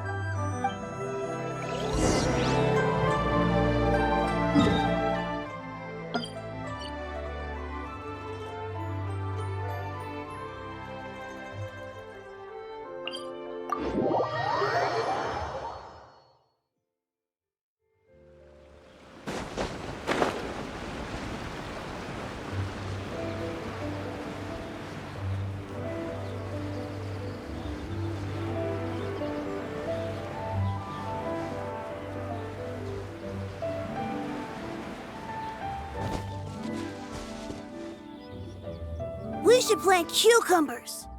We should plant canolas. We should plant cucumbers. They're easy to sell. We should plant canolas. The flowers are pretty. What are you arguing about, little ones? We're deciding what to plant in our field once Lantern Rite is over. Yeah. Dad gave us a small plot of land to grow our own crops. He said we can keep all the more we get from selling them. We should plant cucumbers, right? Dad plants cucumbers every year. We should plant canolas. We can press the seeds for oil. It smells good and sells for a good price. Ah, an agricultural debate. This should be easy to sort out. Granny, are you a farmer? Could you tell us what to do? Granny? What did you just call me, you rapscallion? Oh no, her eyes are gonna turn red again. It's just, my granny smells really nice, and you smell nice too, so... Sorry. How about we call you Auntie instead? Auntie? Oh, all right. Big Sis Zibai, can you help us decide whether we should grow cucumbers or canolas in our field? You little rascals! Using priceless land like this just for cucumbers and canolas? What a waste of heaven's gifts! Huh? What should we plant instead? With the coming of spring, when all things awaken, the field should be sown with the 5 grains. What are those? The 5 grains are life's staples, the heart of the people's table. I notice the people here mostly eat rice, so that is where you should begin. Based on the local climate and soil, seedlings planted in mid to late spring should produce mature grain within 2 or 3 months. When autumn comes, you can plant a second crop, with time still to harvest it before the first frost. The rice you harvest can be sold at market or kept in your stores. It's a far better choice than cucumbers or canolas. Oh, but Big Sister Zibai, I like canolas. That's no issue. It is unsuitable for continuous cropping in any case. You can rotate it with rice to maximize your yields. After the second rice harvest, around wintertime will be the perfect opportunity to sow their seeds. And when they mature in mid to late spring, you shall be just in time to sow the first rice crop of the year in turn. This way, your field will sustain balance, rice and canola in a harmonious cycle. Wow, that means we'll have crops to harvest all year round. Wait a minute! If rice and canola take up the whole year, what about my cucumbers? A firefly dares rival the brilliance of the moon? In what twisted universe should cucumbers vie for land with rice? Big Sis Zibai! You're going to hurt Lil Bee's feelings!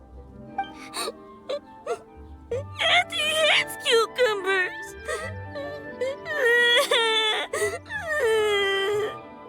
Stop crying this instant! I meant that cucumbers are simple enough to grow. There's no need to devote a whole field to them. Just find an empty corner of your yard, scatter some cucumber seeds in the earth, and before you know it, you'll have a thriving patch of vines. Cucumbers delight in sunlight and moisture, but they suffer in cold weather. If you wish to plant them this early in the year, you should make sure they're protected from frost. Wow. Is it really that simple? Let's hurry home and get started right away! Are you really in that much of a rush? Well, thanks, Big Sis Zibai, who's fierce but really good at farming. We gotta go! Thanks, Big Sis Zibai! See you around! Paimon never imagined you'd know so much about farming. What's so strange about that? The people of Long Gone called me the god of soil and grain. Are the fields not made of soil? Is rice not one of the 5 grains? Huh, that's true. So, if the god of soil and grain is a farming god, that means the White Horse Adeptus must be a farming adeptus, right? Of course, the god of farming is down to earth. Mind your tongue, impertinent child. How dare you diminish the lofty bearing of an adeptus? Hey! You're the one who said the god of soil and grain is all about farming. Enough! It's time for us to take to the skies once more. Join me now. Witness the majesty of mountain, water, and field, and broaden your horizons.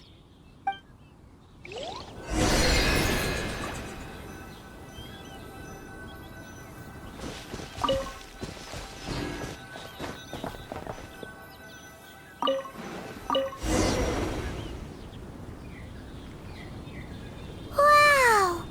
The terraces look so pretty from up here. The mountains tower like pagodas, the hills coiling at their feet like shells. Layers built upon layers, rising and falling in harmony. A truly unique and mesmerizing sight. Thinking about it, you have a special connection to this place, you know. A special connection? Yeah! There's a local legend about a white horse leaping from a pure spring to follow Rex Lapis into battle. Don't you remember? You must have been living in seclusion around here. That does sound somewhat familiar. Oh, and if we keep going up this way, we'll reach a super-duper spooky spot. You might have a connection to that place, too. There's an ancient array that seals away the remains of a fallen god. A god's remains? Yeah! The people of Liyue turned that story into an opera called The Sanctification of Tao Do. Does that ring any bells? Tao Do. Huh. The 7 and 8 gates array. That's right, that's right! You do remember! Buna, the god of the underworld, who could pacify the forces of life and death. Huh? So, Tao Do had another name? Let's go take a look.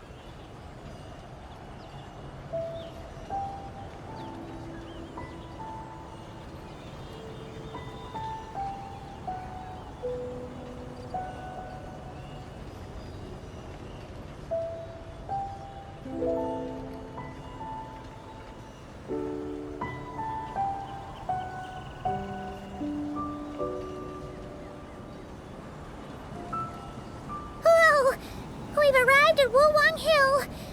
The atmosphere just turned spooky. I can't help but feel there's something strange about this friend you haven't seen in ages. Huh? Paimon thought she heard someone's voice. Let's head down and check it out.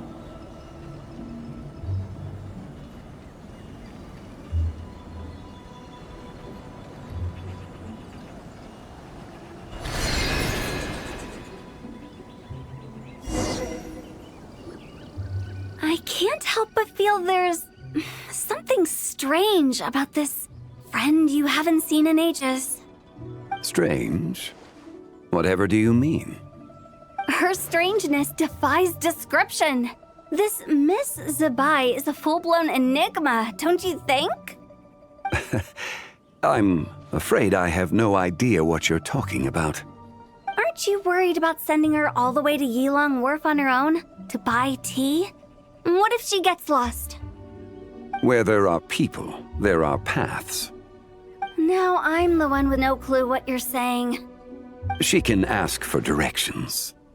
And then what? She will meet strangers in unfamiliar lands, build friendships, part ways. Hers will be a long journey indeed. The further the journey, the more footprints one leaves behind. The deeper those footprints, the harder it is for time to erase them. Ah, so you want her to make new friends. I see. But from what you say, it sounds as though she's not from Liyue. I believe she was not, but perhaps she will be. You're sounding stranger by the second. Huh. Oh, over there. Oh, look who's here. Hu Tao! Zhongli! What are you doing here? Traveler, Paimon, fancy meeting in a place like this. Oh my, and Miss Zibai too. Sounds like fate to me. We were taking Zibai to buy some tea from Yilong Wharf. Zhongli sent her there, though she didn't even know the way, and... Oh, drat! We forgot the tea! Oh, Paimon knew we were forgetting something!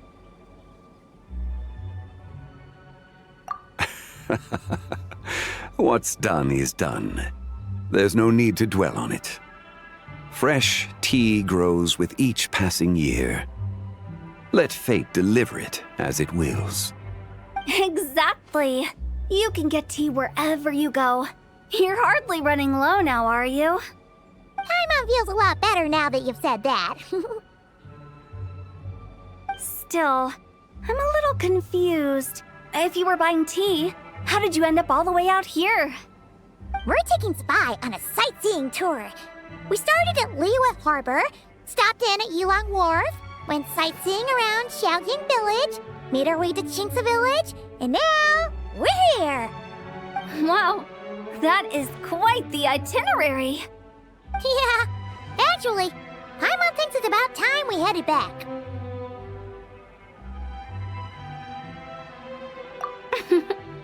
I'm here to pay my respects to my ancestors. My dear consultant kindly agreed to join me. It is Lantern Rite, after all. Adepti and ancestors should be venerated alike. Ancestors?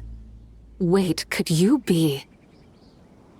Are you heir to the Wu-Wong kid? Or perhaps the lone butterfly of the Crimson Flame? Whoa, have you got all your memories back? Huh?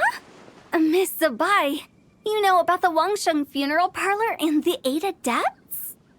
I happened to hear a storyteller expound on the sanctification of Tao Do. Lots of people know that story, sure, but very few can discern my family lineage from just a glance. Well, Zhongli, your friend here really is quite something. Unfortunately, there's no time to dally right now. We have a hill to climb. Perhaps once today is done, we can find time to chat over tea, recite poetry, and admire the moon? That would be wonderful, Director Hu. Oh, and before we go, you've been traipsing around all day. I suggest you stop off at the Wangshu Inn on your way back for a good night's rest. Wouldn't do to exhaust yourselves, Don't mention it. All right, we'll take our leave now. See you later. Hu Tao's so thoughtful.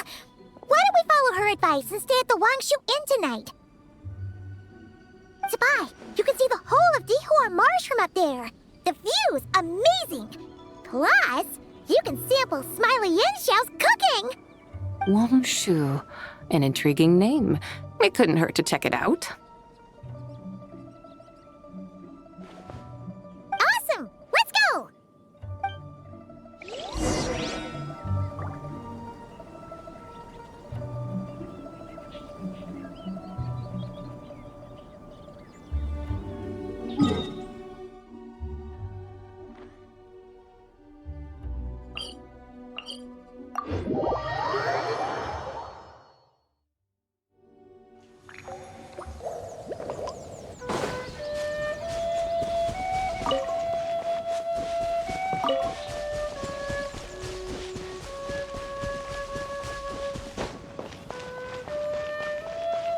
Yeah!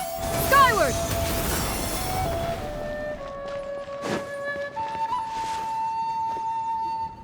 Is that towering structure Wangshu Inn? Sure is! We can take the lift up from over there! Always walking the path long trodden. Does retracing others' footsteps not tire you? Come on, get in. We'll fly to the top.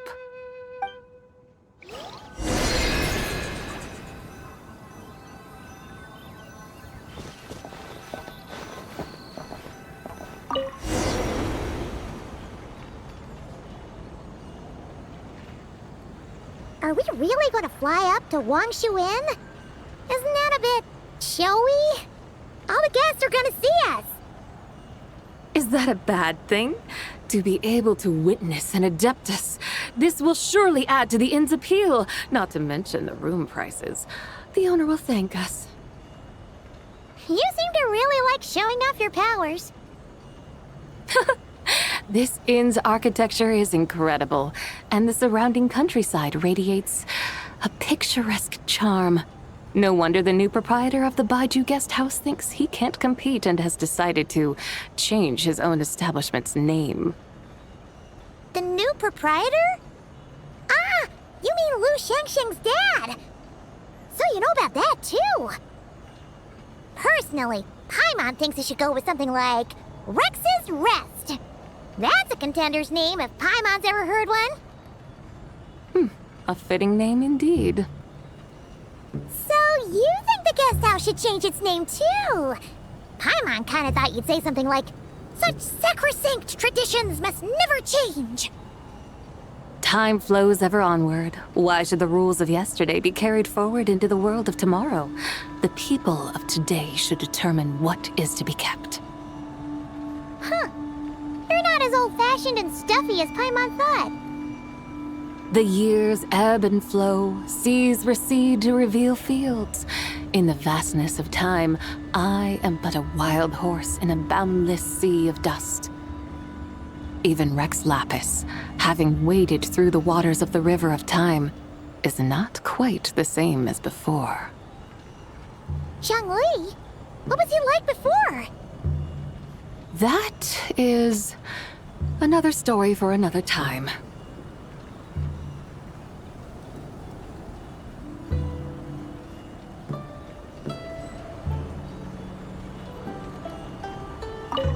We have arrived.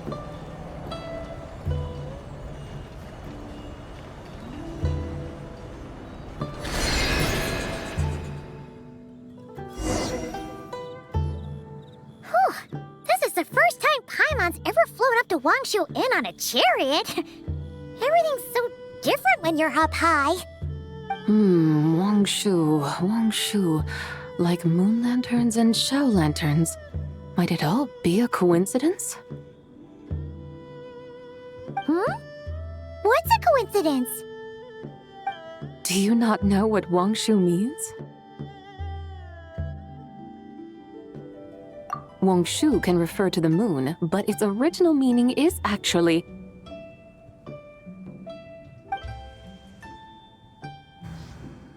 the goddess who rides the bright moon's chariot. And you must be the conqueror of demons. Xiao! Paimon was wondering if we'd disturbed you by flying down from the sky. Not at all. I sensed an unusual presence long before you arrived. Though I didn't expect it to be you in a flying chariot. Ah, a witness at last. I was starting to think we should fly a bit lower. 'Twould be awfully dull if no one ends up marveling at my lofty bearing. No need. This is already showy enough.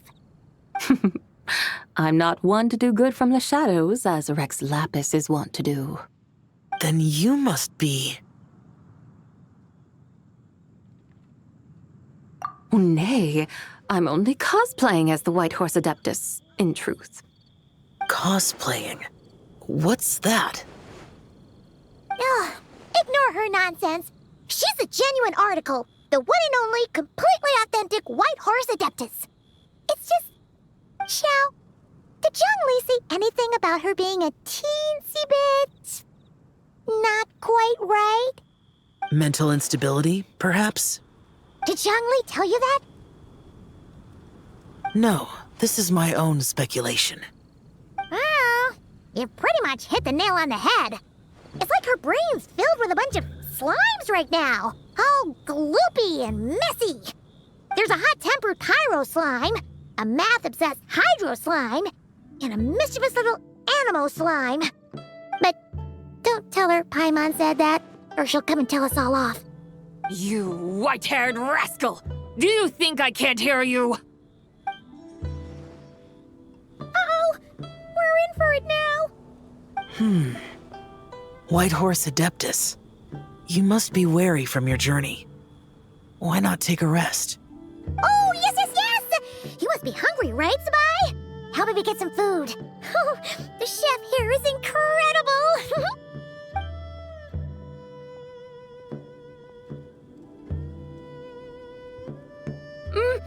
It's so hot! So spicy! Are you okay? Do you want Paimon to get you some water? Don't worry about me. I just need to pace myself.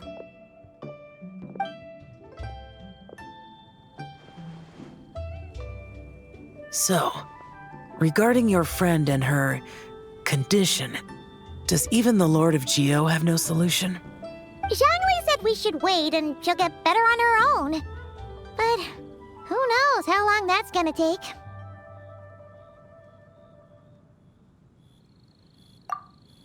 Is that why her personalities change so easily?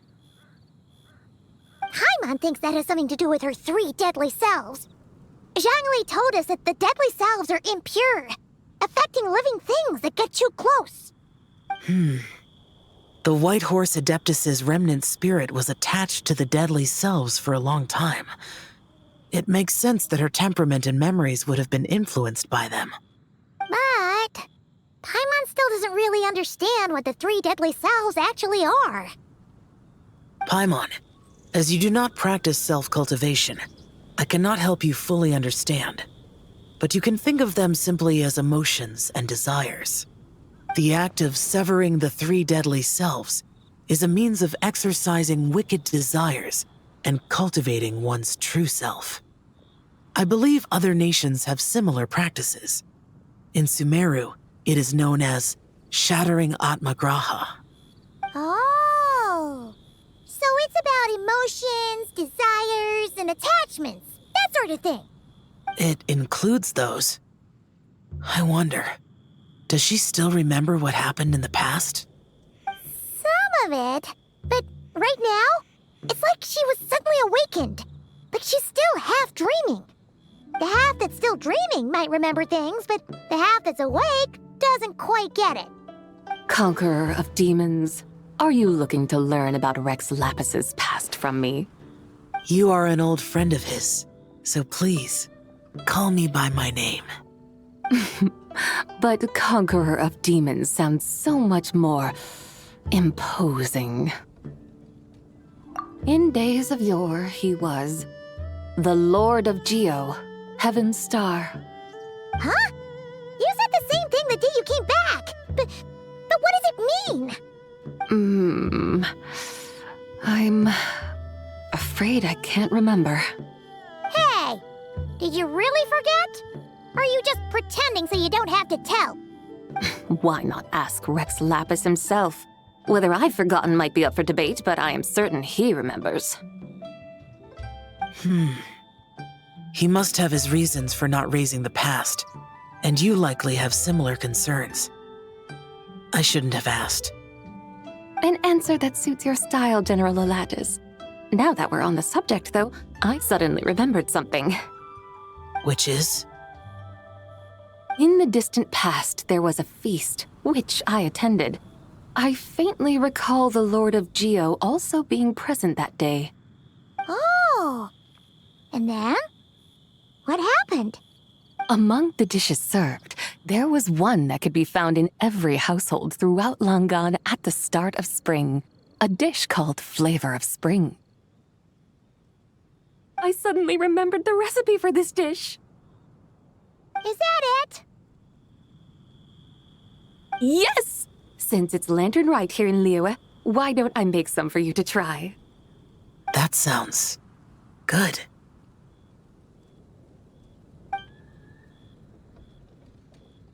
Wow! It might not have been the story Paimon was hoping for, but this looks delicious! The spring breeze stirs. Now is the perfect time to savor this dish. My dutiful guides have gone to great trouble to show me around Liyue, and even the Conqueror of Demons has graced us with his presence. I feel deeply honored. This Flavor of Spring is my way of expressing my gratitude. There's no need for such grand words. What's this? Hey! It's that broken jade token from the Antiques exhibition!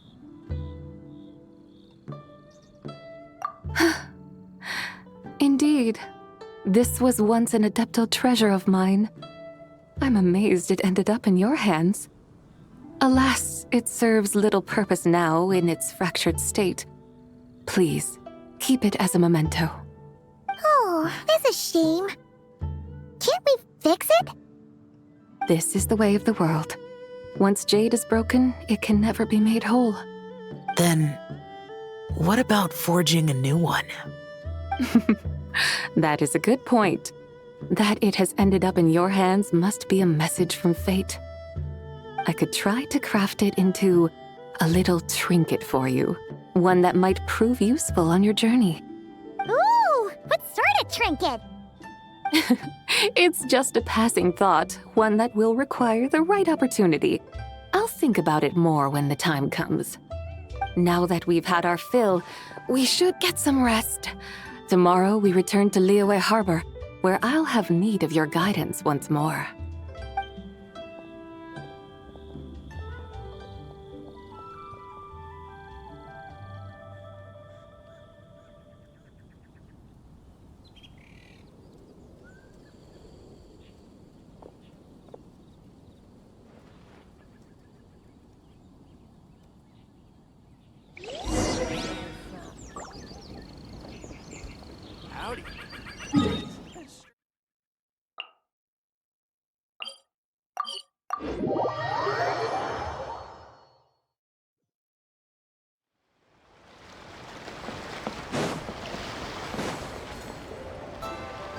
Chi-Chi, the lantern rite is almost over. Do you remember how to make a Shao lantern? Morning, split bamboo, traveler. And get silk, make Paimon. You've got it all mixed up again. They're here again. Yow! Looking good in that new outfit, huh? Hey, it's Paimon! Dr. Baiju gave this to me as a gift. How does it suit me? Thank you. Wow! What happened for Baiju to suddenly give you a brand new outfit, Yao Yao? Dr. Baiju is thanking Yao Yao for teaching me to make Shao lanterns. Chi-Chi and I were just playing together. Dr. Baiju's too kind. Oh, yeah, take a look at this. Dr. Baiju gave me these clothes, but it was Chi-Chi who wove this little basket. Wow, it's beautiful. When did you become so good with your hands, Chi-Chi? I learned to make Xiao lanterns. Thanks to Yao Yao. I also made a wish. What do I always say? The White Horse Adeptus answers prayers. Come, help this old man make an offering in thanks. Huh? Mr. Liu? What did you pray for? For my idiot son to finally come to his senses and not change Baiju Guest House's name, which he has. Huh? He's keeping the old name? Listen to this. My granddaughter planted a tea seedling in our village just a few days ago. She made a prayer to the White Horse Adeptus to help it grow. Overnight, her seedling flourished into a mature tea tree. Oh, that sure does sound like a miracle. Could the White Horse Adeptus really have helped it grow? Of course she did. Oh, White Horse Adeptus, how blessed is our family over whom you keep watch. Truly, this is an extraordinary miracle. You must record it in your family history without delay. Of course. Huh? Is that you, Miss Zibai? Indeed. I have a long-term booking at your guest house. Yes, I recall. Mr. Zhongli said to charge your expenses to the Wangsheng funeral parlor, if I remember correctly. That's Young Li. Always making trouble for poor Hu Tao. I noticed when you were here last that you bear a striking resemblance to the pictures of the White Horse Adeptus in my family history. You both have golden eyes. Perhaps fate has had a hand in our meeting. And a glad meeting it is, Miss Zibai. Now why don't I gift you some tea from my garden to celebrate this encounter? We grow Sunghua tea there, and it has quite the reputation throughout Yilong Wharf. I hope you will accept it. Oh! Sunghua, buy 10 boxes, get half off teas. Back on the menu. Buy 10 boxes, get half off? Don't be silly. This is a gift. It's free. Woohoo! Nice! Thank you so much, Boss Liu. There's no need to thank me. You're a visitor from out of town, which makes you an honored guest. Make yourself at home. Lantern Rite may have ended, but the streets are still bustling with activity. Make sure to take everything in, meet some new friends, and enjoy your time here. And that goes for you kids as well. Happy Lantern Rite. Got it, Mr. Liu. Happy... Lantern Rite. Yeah! Happy Lantern Rite, everyone! Happy Lantern Rite indeed.